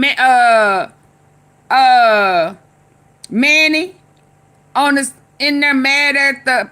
Okay, let's go. Let's go. You said back up some more. Okay, I'm listening. Off today. WREG's Brian Didlake joins us live from Oxford tonight, where the FBI announced those indictments today after a years-long investigation. Brian, what sparked this? Okay, so let me tell you what's funny about it, y'all. Funny, but it's not funny because they not saying years. They said a year-long investigation. Who needed a PI? I'm trying to get y'all to understand some things. Who kept putting it off, putting it off, putting it off, putting it off, putting it off. And then when they said they weren't going to put it off no more, they needed to get a private investigator. Then it went from that to special 3 days, all that redacted shit. Got all of those motions dropped. Can't mention this, can't mention that, can't mention this, can't mention that. It was an ongoing investigation. Manny was wanting to take it up with the police departments. Old boy wanted to take it and sue the city, all of that. Y'all remember all of that? Now this all has been happening only within a year. A year. And it is somebody who's not a law-abiding citizen. It's somebody who is on the other side. A career criminal.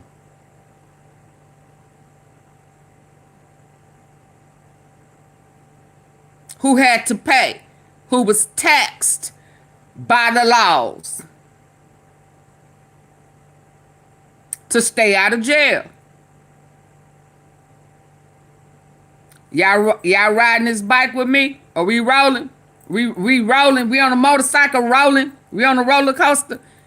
Okay, I just want y'all to stay woke now. I got my good ear on now. Let's go. The FBI's deputy director says this all started from tips, and not just from citizens, but from those on the wrong side of the law complaining about having to pay bribes.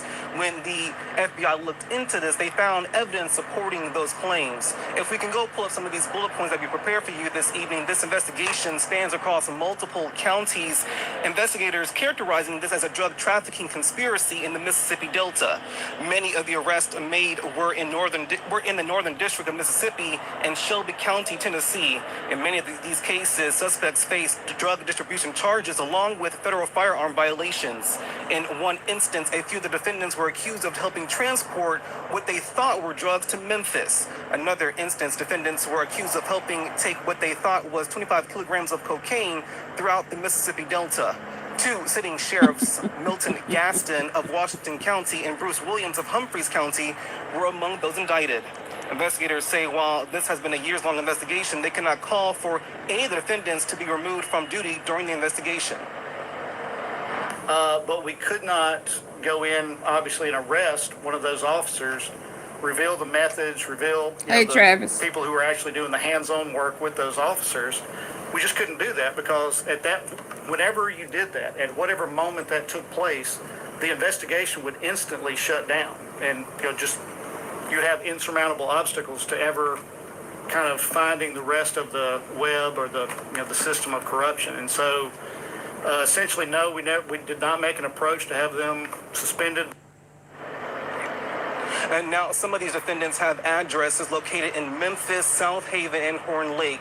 Right now, WRG is digging deeper, and we'll have more on that on the news at 10. But for now, we are live here in Memphis, Oxford. what? Brian Dillake for your news leader, WREG News Channel 3. Where?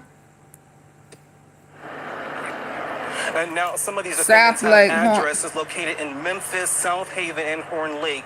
Right now, WRG is digging deeper, and we'll have more on that on the news at 10. But for now, we are live here in Oxford. Brian Dillake for your news leader, WREG News Channel 3. South Haven. South Haven. South Haven. That's Mississippi, ain't it? South Haven, ain't that Mississippi? Ain't South Haven, Mississippi? Horn Lake. Horn Lake. Yeah, South Lake. That's Quit. I told y'all that was Quit.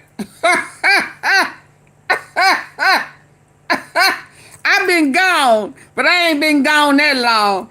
All I have to do is keep saying it, keep saying it, keep saying it. Now, Horn Lake. Horn Lake. Horn Lake, Mississippi.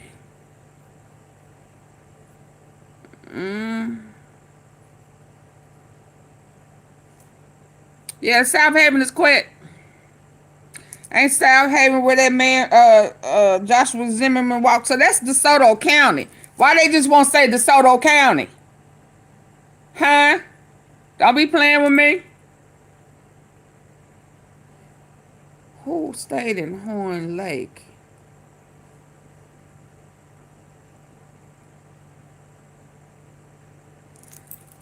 Horn Lake, South Haven.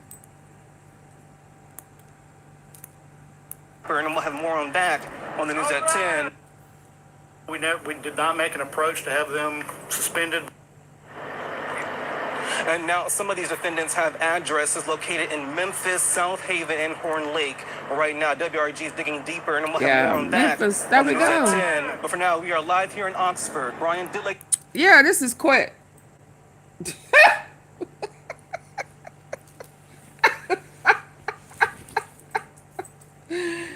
Yes, indeed. But why? And who else lived in Mississippi? Horn Lake. Now, why? Now, why was Straight Drop Aston?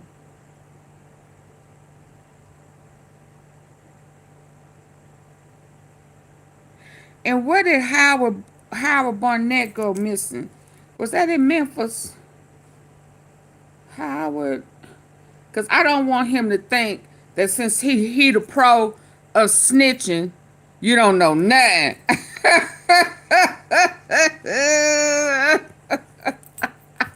Cause you know I drag us all together. We all together.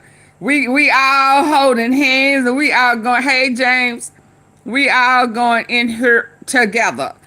This is what we've been doing for years. Don't get brand new on me now. Natural and Orleans.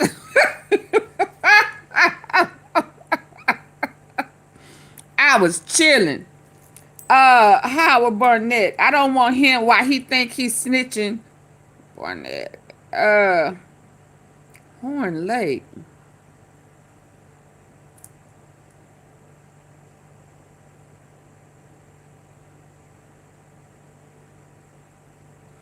When old boy had us going all up and down Orange Mountain, not Orange Mountain, Justice for Dolph. Stop saying my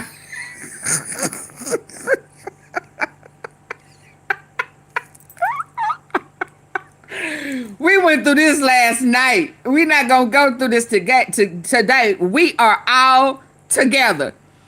Come on, everybody, say we are family.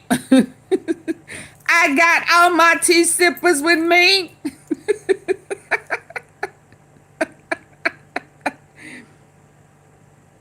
Yeah. Yeah, I'm thinking Justice for Dolph. I'm trying to remember where that Horn Lake came in at. And I don't want old boy thinking that he's so slick with it while he trying to pull other people in it. Yeah, nigga, don't forget about Howard Barnett and a couple of other bodies. I'm trying to figure out. Now, I ain't trying to figure it out, but I need to make a mental parking of sip in the hut of why Straight Drop will pop out mentioning Teasy. Because Teasy was going to testify against Quit for Drop. And Drop. Okay, so when I saw it briefly, I was thinking that, I'm going to tell you what I was thinking. I was thinking that somebody had tried to send some harm to him where he was at. Because word on the street before was that Drop was working with the feds against Quit. I mean, I know he think he out the woods, but it's more than one or two people who can nab Quit. And he been trying to eliminate him while he driving down the street, looking to the left, to the right.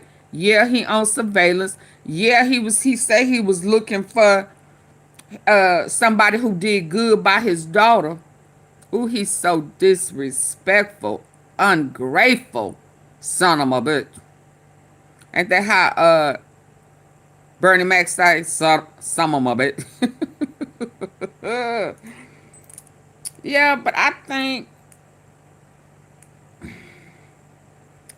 back, let me tell you, okay, so ain't it back there where Lamb and his wife, ain't they over there in that Horn Lake type stuff?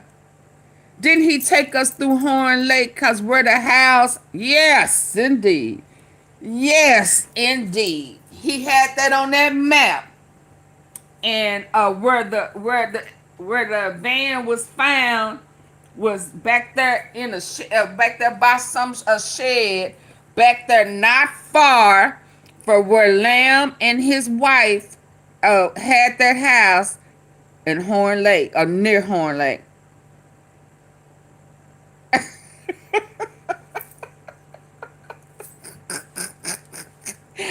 I would get there, Miss Tom.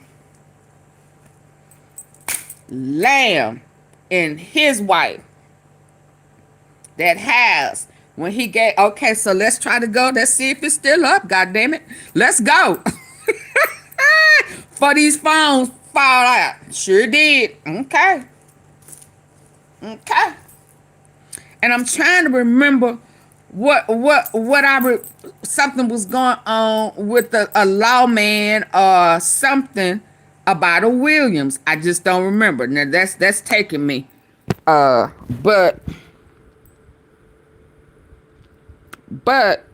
that horn thing. I should have had one with me laughing. It's gonna rain on your head.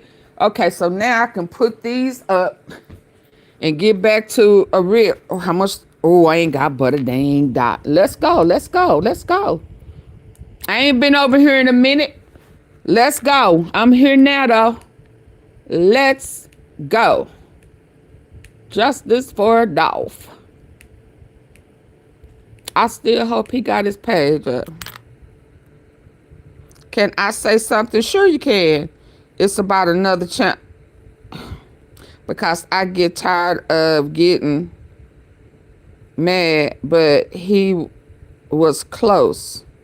Now he in jail. Who in jail? True? Who in jail? Plug up.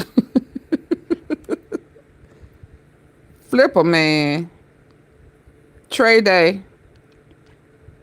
Long live the Flipper man. I go hard for Flipper.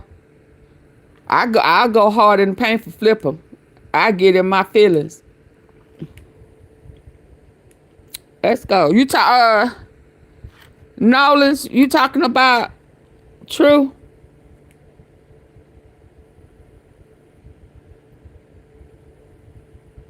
What he in jail for this time?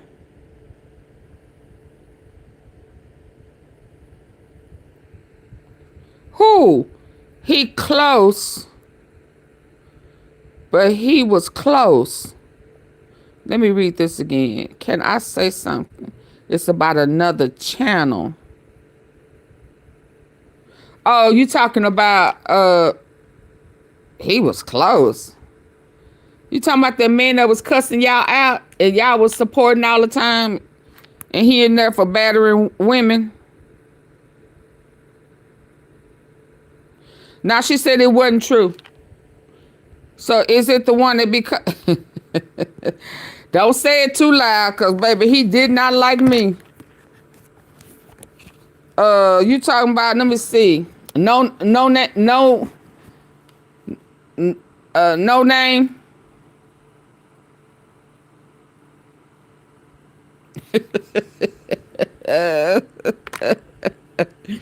For putting hands on women and wouldn't investigate his own. Baby, he could. Okay, so what about it?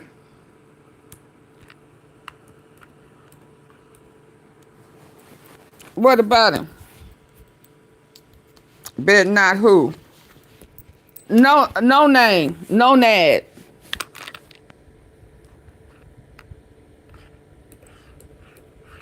He put hands he put hands on somebody at the skating ring. And then went back. I think he left and came back with something. Got his ass whooped, left and came back. That's what word on the street is. He ain't like me. He be wanting me to grab his in behind the scenes. He'll want me to grab his narrative and go with him. And no. And then I block him. And then he'll come back. He was close to bringing everything. Nah, he done named everybody Naturally Nolans. He done been around the block, down the street, and around the corner. Didn't expect the word narrative for you to grab. Didn't expect the word narrative for you. Yeah, he wanted me. Yeah, the little shit dude that cuss y'all out. God damn it! Hey, take that motherfucker! Yeah! Yeah! Yeah! You motherfuckers! Yeah, all that crazy shit. All of that crazy. I remember when he came along. Yeah, I seen him do some unethical, baby. Listen, he did. Shit, I'm telling you, I know I shit. I done been here. I remember when he came and he was playing with that paperwork. He was getting it, and it was something. I can tell you exactly what it was. He had Barnett. It was a girl. It was a young lady. What was her name? Oh man, she was a paralegal, and she pulled that paperwork, and he had a date on it, and hers had the right date on it, and he was saying, "You're not gonna get this. You're not gonna get this paperwork with nobody but me." And her paperwork was right. It was when they was doing all that switcheroo with Barnett in Indiana. The masked up dude, yeah, but he came out that mask. Oh, you didn't think I remember Natural and all this? Yeah. And when I saw one day he had that date on that paperwork, and when I got that paperwork from Regina, her name was Regina, and it had the right date, he went in and changed that date on that paper. I said, "Oh no, he changed the paperwork." And I've been looking at. I was with his flow until I saw him do some switcheroo with the some copy and paste or some whiteout. I said, "Oh no, oh no." Let me get my own. Let me get to justice for dog. And when I wouldn't go with his narratives, and he be sending people over here. It's like a couple of people that used to be over here all the time.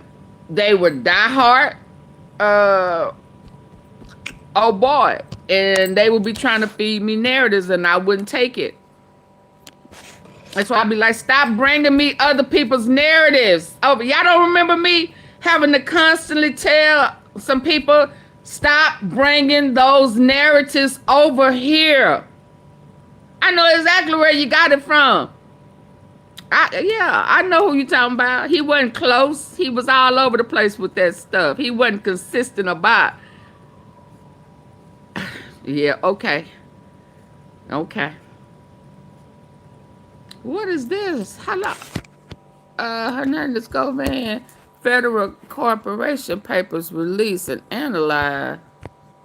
Oh, that's that. I'm trying to get to, oh boy, we can go to Howard Barnett. Yeah, because that's where that Horn Lake, if I'm not mistaken. Now, I don't know for sure, but I'm sure finna see.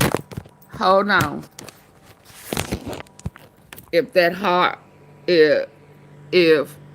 that Horn Lake is you, my friend. I mean, not my friend. Oh, yeah. And these people are, I ain't never tell y'all a thing or two.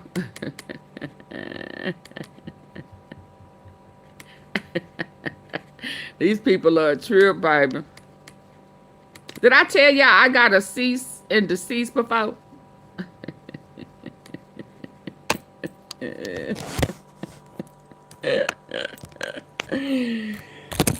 From one of these people. Yup.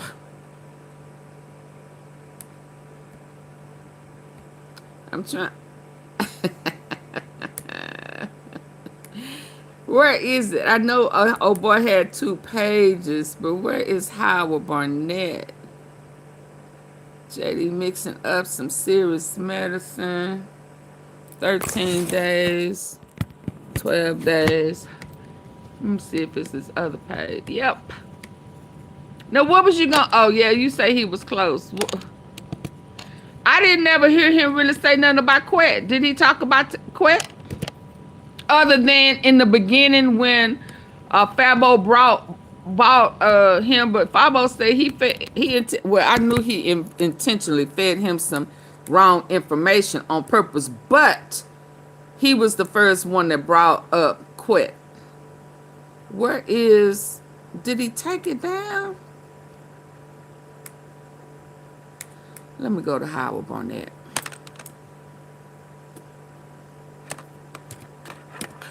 So you know I stay in tune.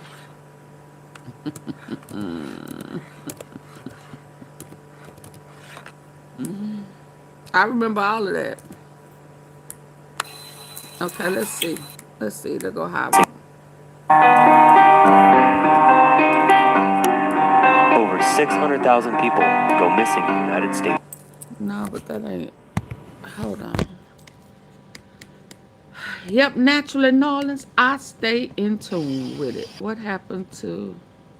I just gave you his name. You gave me who name? Get your mind right. Who you talking to, dope? See, this is why I never said anything. I mean, but it's okay. He in jail now. As soon as his ass get out, he gonna be like, I just said my name. Or is that him? Shit.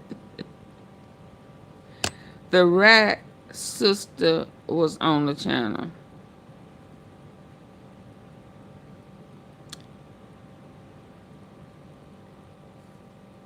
Oh, really? Quet sister?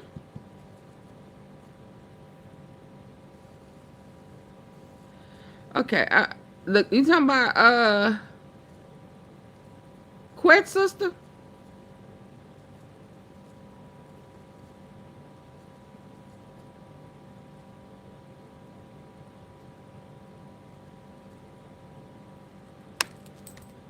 Okay, y'all, why I can't find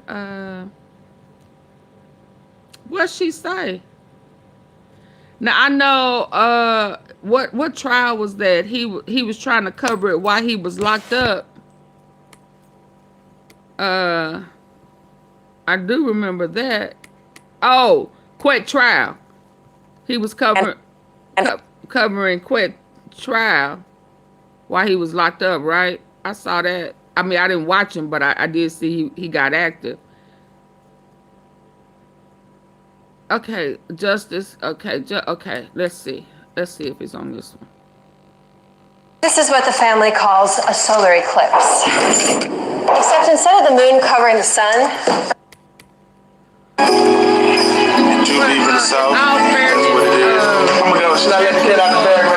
first, I was watching him until he started tripping, and then he started getting real disrespectful.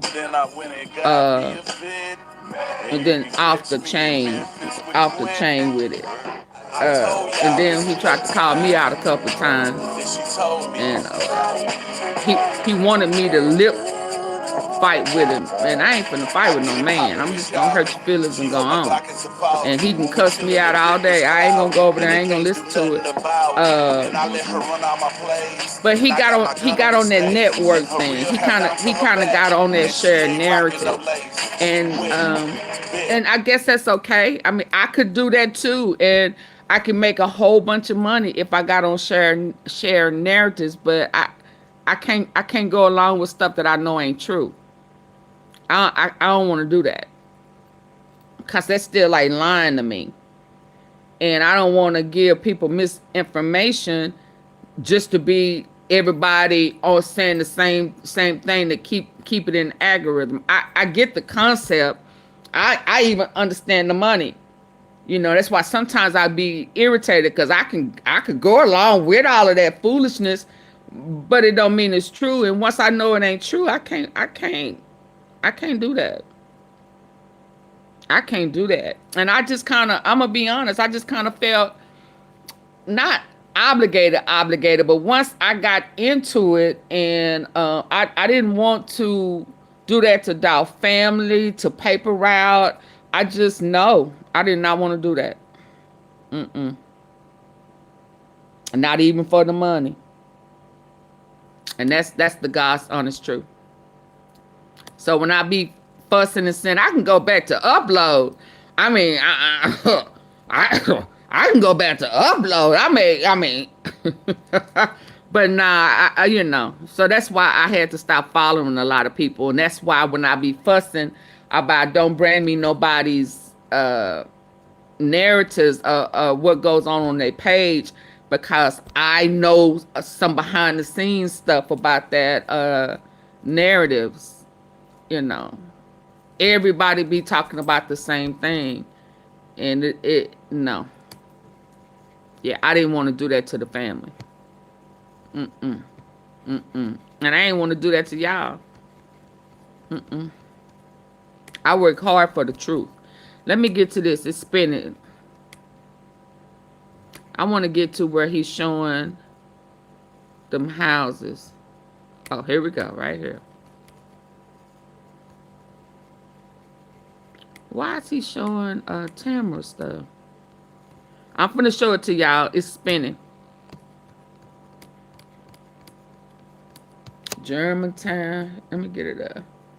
So now you okay, Naturally Nolans?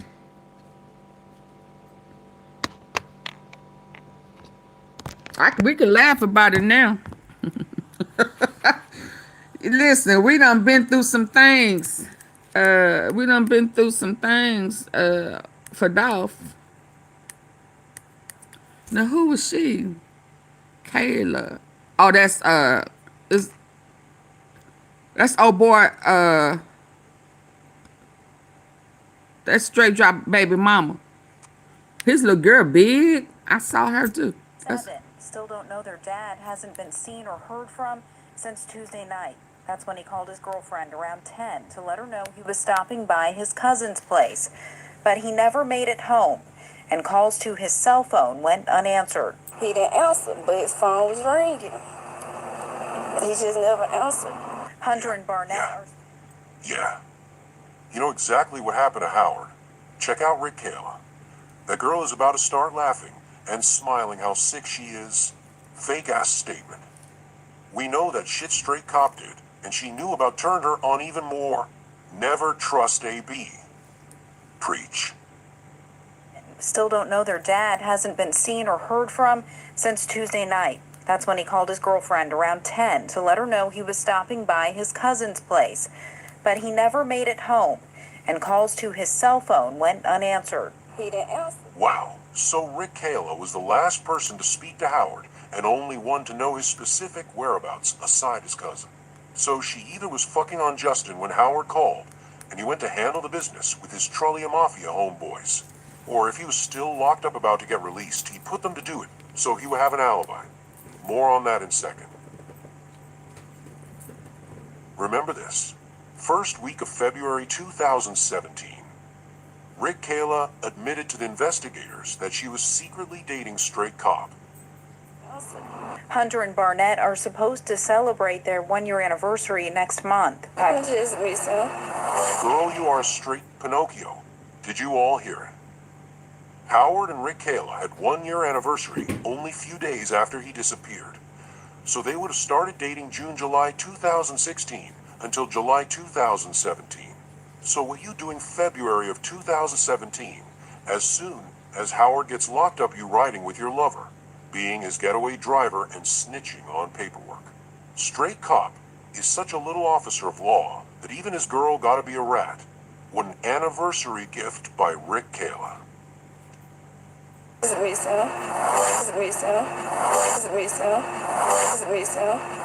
According to the post of one of the news ladies covering the case, and in touch with Howard's family, she claims that Howard indeed made it safe to the cousin's home and hasn't been heard from since he left the cousin's place. We already know who is the only one with the location.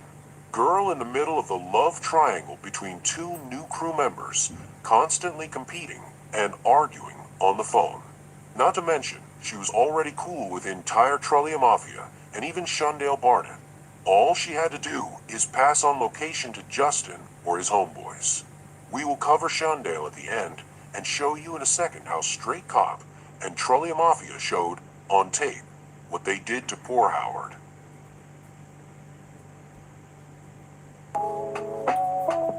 And y'all know who trial's supposed to be coming up, right?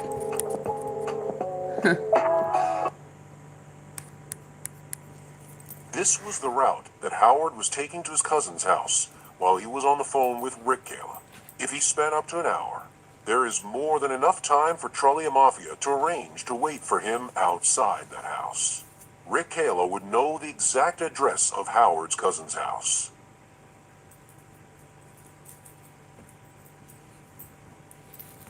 What I wanted to ask you is, okay, so I heard the news anchor say that he called Rikayla. So I ain't never see this some one. communication at 10.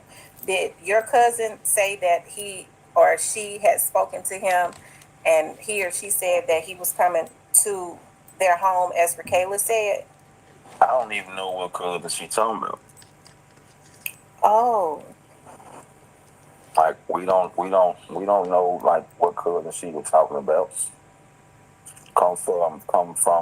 From my understanding was that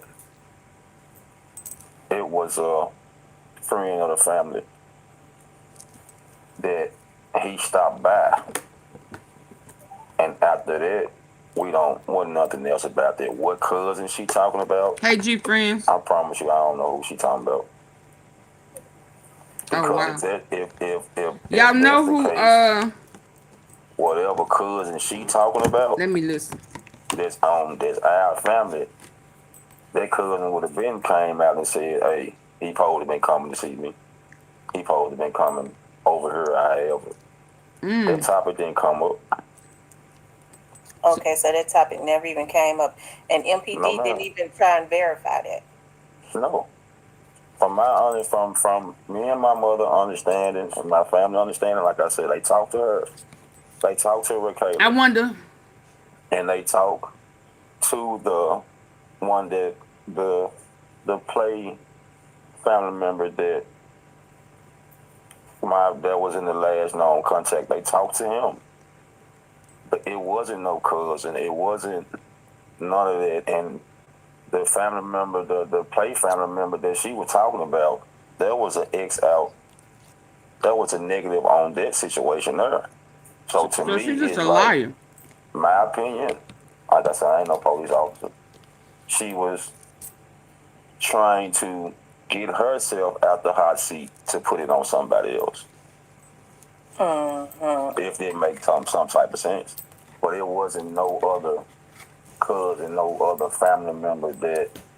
Now y'all do know Rikayla is truly mafia. She was a part of the game. Our family member would have came out and said something to us about this situation. We don't have family. Our family is not like that. Where okay, if he gonna come to see me, I'm gonna keep it a secret. I ain't gonna say it. Definitely, if we got something like this going on, yeah, auntie or yeah, cousin or yeah, uncle, hey, he probably been coming to see me, but he never did. That never took no place. So, like I say, I go back and say that, like to me, I feel as if she's just trying to turn the spotlight off, the spotlight off her and try to have it shine on someone else. That's how I look at the situation. Because the detectives the police or the detectives didn't say none of it. Then, of course, didn't ask me or my family members what person was that they talking about. Yeah, we don't know. We don't know. So in our mind, it ain't no bad if you ask me. Right, because you're right. The cousin would have came forward and said, listen, cuz was supposed to stop by. Yes, ma'am. Our family is very close. We got a very close family. Our family are not enemies with each other or nothing like this. So that nature is taking place. Okay, if he said his cousin, well, why you didn't say what cousin? If you probably know he probably been stopping by his cousin, hell. Just like he told her that hey, if she call you, brother, till I came by there. So she called me. He told her he was stopping by to come and see me, which he didn't. So if he told you that he was stopping by to see his cousin, what cousin was it? You knew it was me because you called my phone. You called me and asked me did he come over there, so you knew it was me. So The if you sad. talked to him and he said he was stopping over a cousin's house, what cousin was it? We packed banquet mega bowls full of It cheddar is mac and sad. cheese smothered in mozzarella. But it wasn't mega. So we topped it. I would say And at she the never even bottom mentioned that to you all, before did I she? even take They some never more. mentioned it to nobody. Oh wow. If that's the case, the police would have been like, hey, or the detective would have been like, what their cousin is, we need to speak to him. We need to speak to that family member. It wasn't no family member. That didn't take place. If it did take place and we knew, if I'm saying everything else, why would I leave a family member out? I'm gonna say that too. There wasn't no family member. I ain't getting no cool points about leaving this situation now. If I'm gonna tell the story, tell the whole thing, it wasn't no family. It wasn't no Well, family member. okay, so I never And saw it's this one, interesting y'all. because if she says that he called her around 10 o'clock, so that if his phone called her, then the police would have been able to establish that he was still communicating at around that 10 o'clock hour. Now, they could have pulled phone records to see if they had gone a little further. They could have pulled other records to probably see how, what the communication was between them. And if there was no communication, that's weird. Yes, ma'am. He had 2 cell phones. Now, the 827 number, that number there went dead. But the other cell, the 317, I think it was 317 or 327, that number didn't go dead to the next day.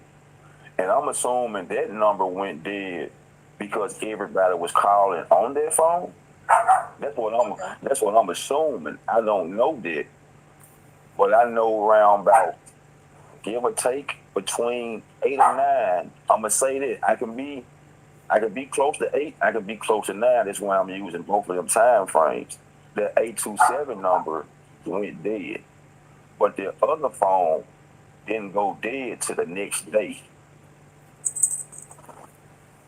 And I'm assuming, like I said, that number there went dead just because everybody was calling that phone because the other cell phone was already dead. That's what I'm thinking. Now, do I know was that the phone that was pinging downtown at the time when they said the phone was pinging? I don't know which one of them phones it was. To this day, I don't know if it was the 817 number or if it was the other cell phone number. I don't know which phone was pinging downtown. I don't know that. But I can assure you, if it was a family member, the detectives would have questioned or said something to that family member. That's true. And then He must have took the ones he had down. A big family, but we got a family that we communicate, we talk, we stick together. So if anyone would have knew that, that would have came about. And that didn't come about. So, like I said, to me, I feel as if that was a situation of getting her off, getting the police off them. Because now you said that you were at my house. Now you saying that while you on the news at my mother's damn house. So once you got done with the news or however, if it was something being said about a cousin, why you didn't say that then? Why you didn't say the name then? You never said that. Because it looked like your whole family was there. It looks like a lot of your family was there when the news meeting. Yeah, it was a lot of people there. Majority of it was family. Majority of it was friends. Yeah, I want the horn lake. Shout out to Tamara, but I haven't heard this before. I thought when I saw this was on Justice for Dolph, and I'm trying to get to. Yeah, let me get to The Odyssey. Public eye. Remember this part? Like I said, Yeah, let me get to that part. the police did talk to her. What they said to her at the time, I can't tell you that because they didn't tell us. Investigators receive a lead on Howard's minivan. Wow. It seemed like somebody wanted to set it on fire as soon as it was in the public eye. Remember this part, it has an eerie connection to Dolph's case. After Howard's family hung flyers and made interviews pleading with the public for information, investigators received a lead to the Howard's burned minivan. A property owner had found the van where Fayette and Shelby counties meet, 60 miles from his house. The van was badly burned, but there was no sign of Howard or any human remains at the location. Foul play was already suspected by the police, and I am about to show them some shit. Watch this. MPD. The van was found what others consider in the middle of nowhere. We consider it in the middle of everything. On this man's property, so most likely behind this house, since there is an open field, Howard's burned minivan was found by the owner. Everybody seen this Mason, house Tennessee. and paid no attention to it. That's cool, but you all should have paid attention to the surroundings. Y'all get ready. I will mess you all up in the next few slides. This is going to be epic, right, Govin? Are you still sure you want to be famous from people's tragedies? He said, yes, ma'am. The van that Howard was driving at the time of his abduction and disappearance had not been officially registered. The van was purchased by a close friend at an auction, meaning that van did not fully belong to Howard. And you can add 2 plus 2 to understand what the van was used for. The crew's illegal activities. What Govin does not want you to know is that setting the car on fire is one of the signatures within his crew. Yes, the signature. What Govin also does not want you to know is that they were going to set that white Mercedes-Benz on fire that was used in crime against Dolph. That's why I was Yes, level. the white Mercedes-Benz. Keep in Across mind the the same street. suspect and same pattern. They needed a couple of more days to get ready for destruction, since this time everybody was watching. Knowing what they were planning to do next, poor Desmond made that call before they could move the car, which eventually costed his life. Right, Govin? We will most definitely dedicate a special episode in this series in honor of Desmond Rogers. He was one of true heroes of Memphis if you think about it. If he never made that call on time knowing how upset Rattendez will be, the case might have been looking completely different right now. Respect Desmond. You did what was in your heart. And he did a big step towards change. And what more people should do to stop these old-ass clowns that hate on good, successful people, And snitch on geniuses, people to get givers like Dolph. To stop these old-ass clowns like the Rat don't even have their own money. money. 40s and 50s, and another man is paying your shit like you are his female, dressing you up and shit. Anyway, you look like you go get dress up at Nike outlets and gamble the rest of the money they give you. Straight broke old ass negative clown getting mad in his day because he lost his bet in a sport that don't even know the rules on and talk all day about Dolph on the phone like a bitch. Dolph this, Dolph that. Mom, you are a straight sucker. Dolph doesn't say his name in the whole album as much as you do in a day. Govin, you are really worse than Gotti by far. This shit is just sad. Anyway, him get on you on the next one. Let's see what we straight dropped on September 19th. 6 days ago. This is going to be epic, right, Govin? Are you still sure you want to be famous from people's tragedies?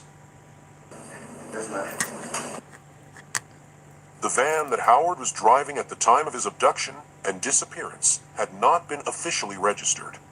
The van was purchased by a close friend at an auction, meaning that van did not fully belong to Howard. And you can add 2 plus 2 to understand what the van was used for. The crew's illegal activities. What Govan does not want you to know is that setting the car on fire is one He of the repeating signatures it, within not his me. crew.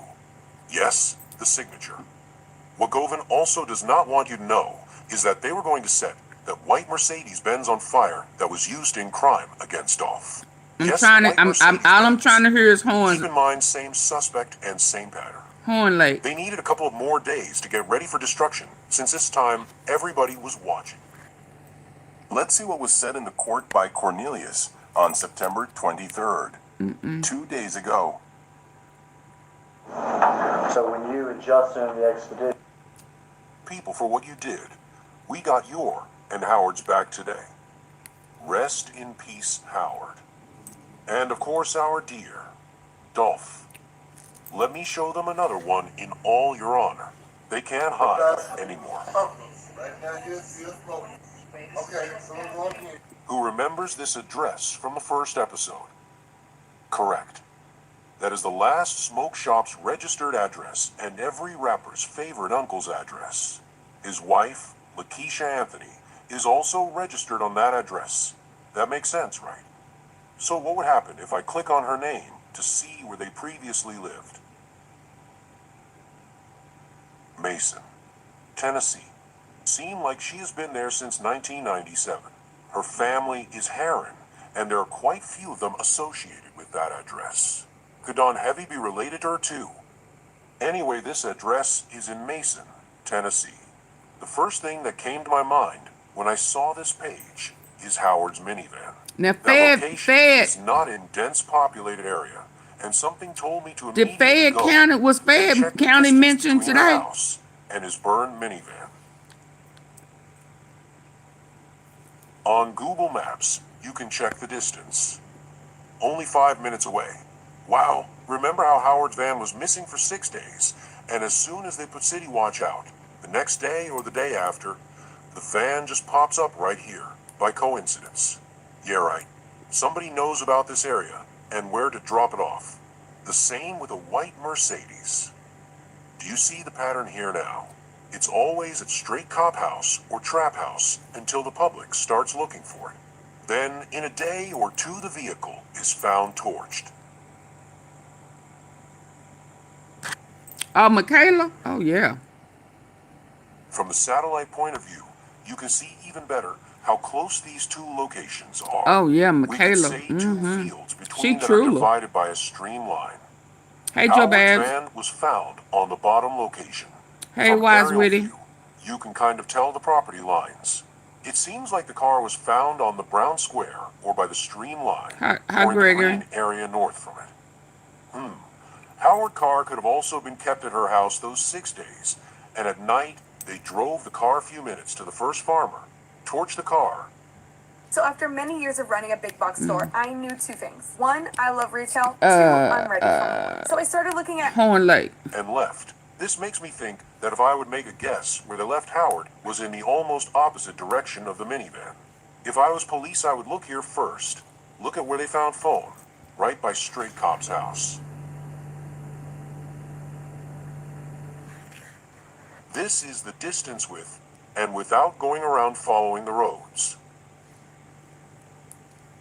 Let's take a look at this from the Google Earth point of view. This area right here would be farmer's property where the minivan was found.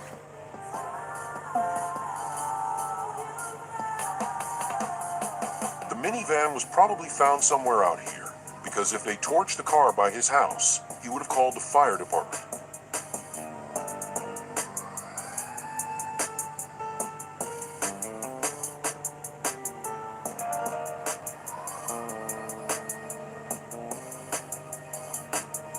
This right here is Lakeisha's house in question. First property to the right of the Hopewell Baptist Church.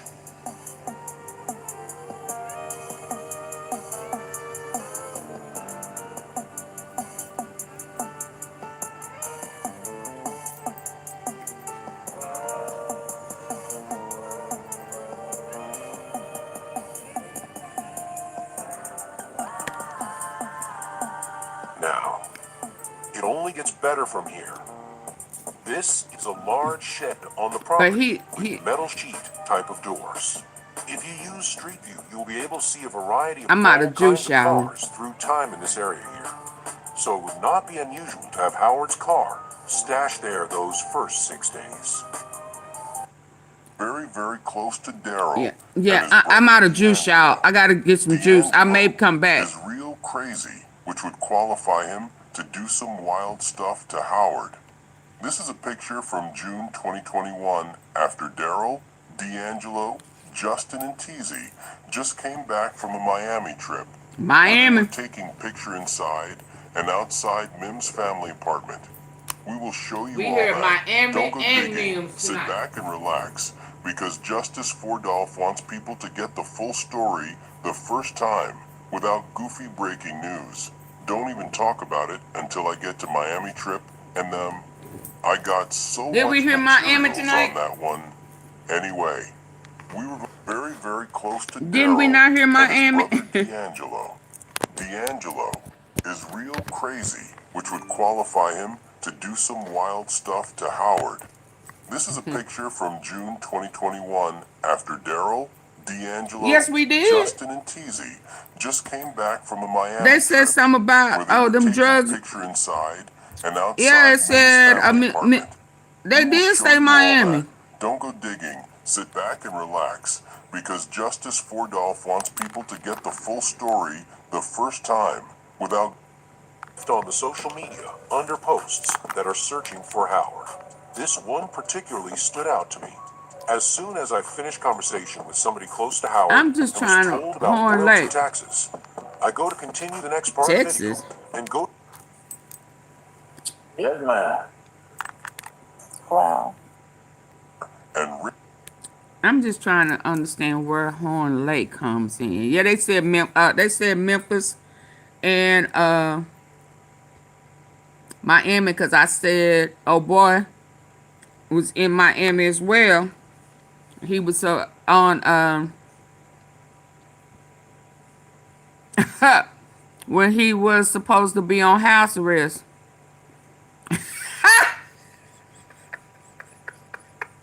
Oh, now y'all don't know.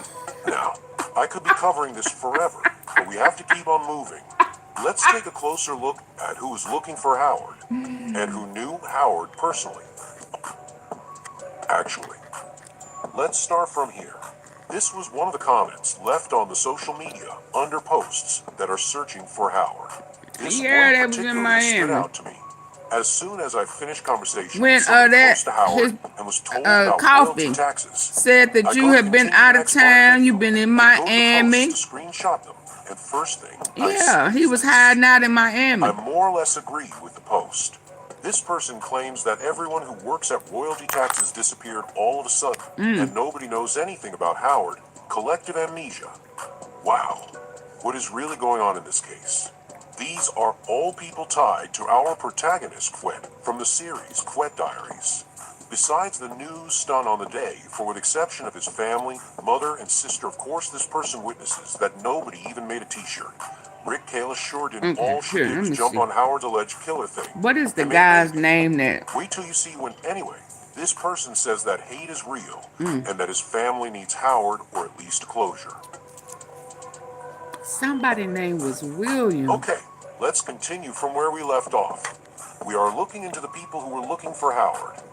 Check out Stephanie Bradford. My sister says She stop was one of the saying first people to share posts raising awareness about missing Rico. She was his friend. Let's see if you can make a guess to who else she's very close to. Oh, they had me on stakeout last night, all night. I'm saying everybody now. Hi, Southern Queen. High five. High five. Well. They had me all up in What do we Epstein's have house here? last night. Govan homegirl and Ho Gotti's sister's homegirl. Another one of many layers that proves connection between Mim's family and Quet. If you're clean and you know it, wiggle round. If you're clean and you know it, boogie down. Had me all up in there and I was trying to go to sleep. Stephanie No. is always liking Quet's posts throughout the years. No, Let's see I'm who else on. is his homegirl. So far you met Stephanie and Larian. I got few more major ones. On the left, you can see Kissy Killian. She is Rick Kayla's mother, and Rick Kayla is in the bottom right corner. For the people that are not familiar I didn't say with your Kissy, name, she is Bryant. closely tied in with the entire Mims family. Okay. Here they go together. Big head, ho gaudy mother, and straight cop's mother-in-law. Mm-hmm. Now she is video calling CMF artist Big Boogie. We don't put kids out here, especially of someone like Govin that everybody is looking for. On this picture, we found Kissy.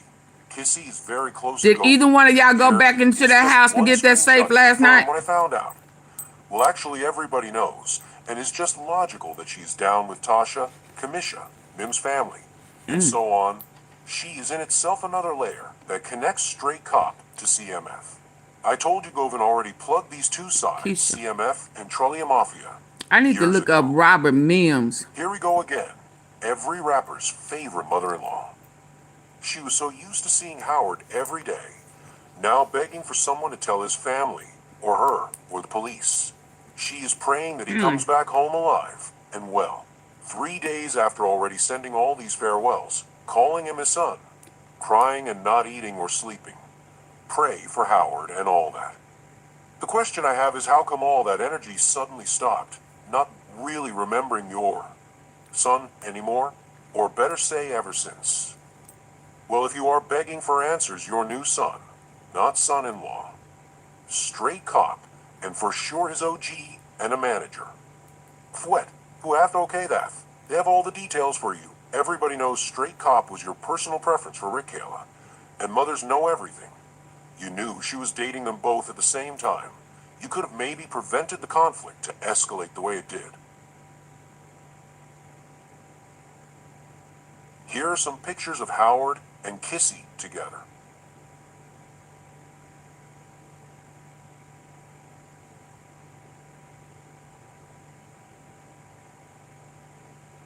Kissy is praying for the closure and offering $10K reward for a real lead.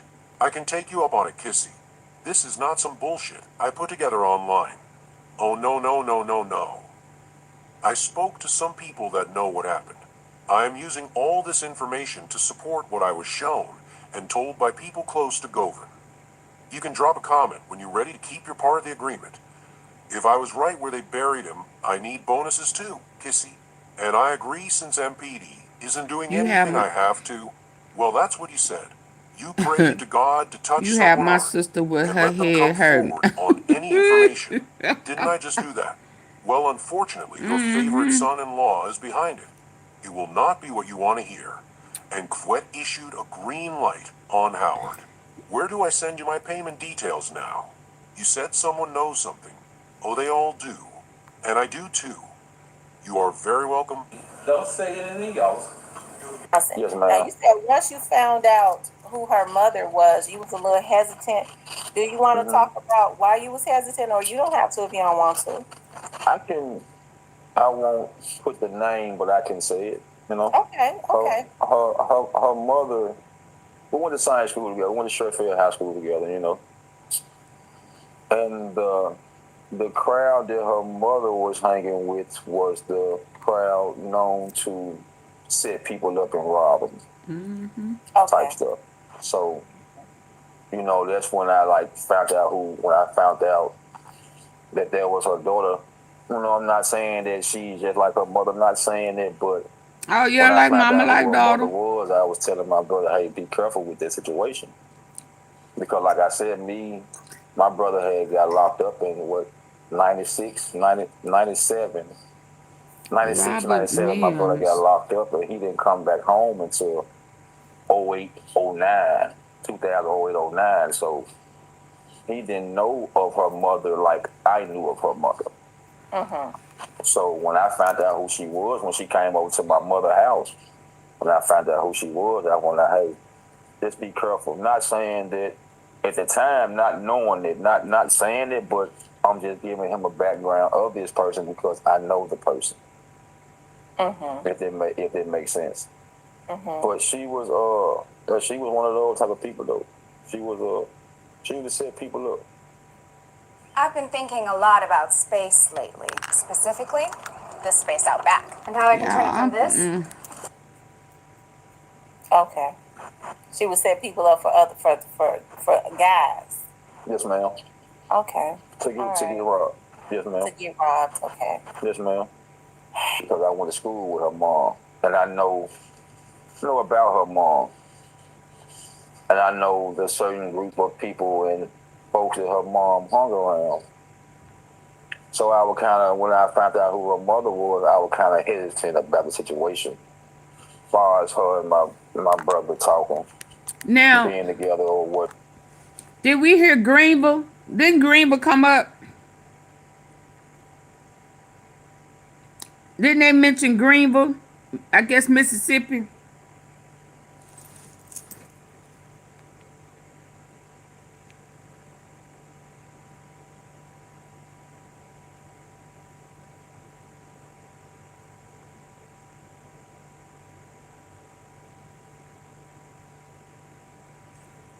Oh, y'all gone. Let me go.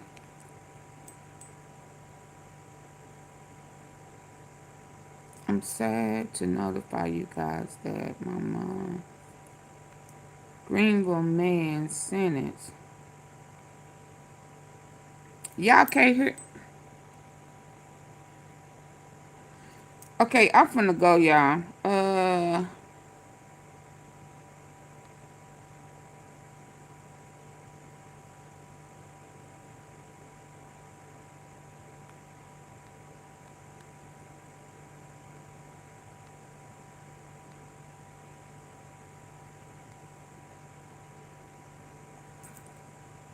My brother Joseph Mims.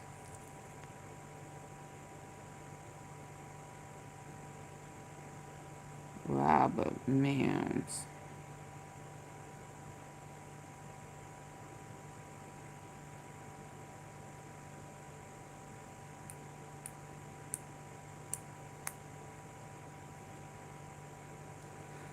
Cause I'm trying to see if this they kept mentioning the Mims in and this other Mims he brought up, he mentioned Greenville. I'm trying to see which Mims, cause if he related to Mario and them, then that would be their police hookup. We often heard that they got somebody who worked for the laws. That's on a force, detective or something. That so I'm trying, and I kept hearing Robert Mims. So I'm trying to see if which one of these Robert Mims, to see if they are related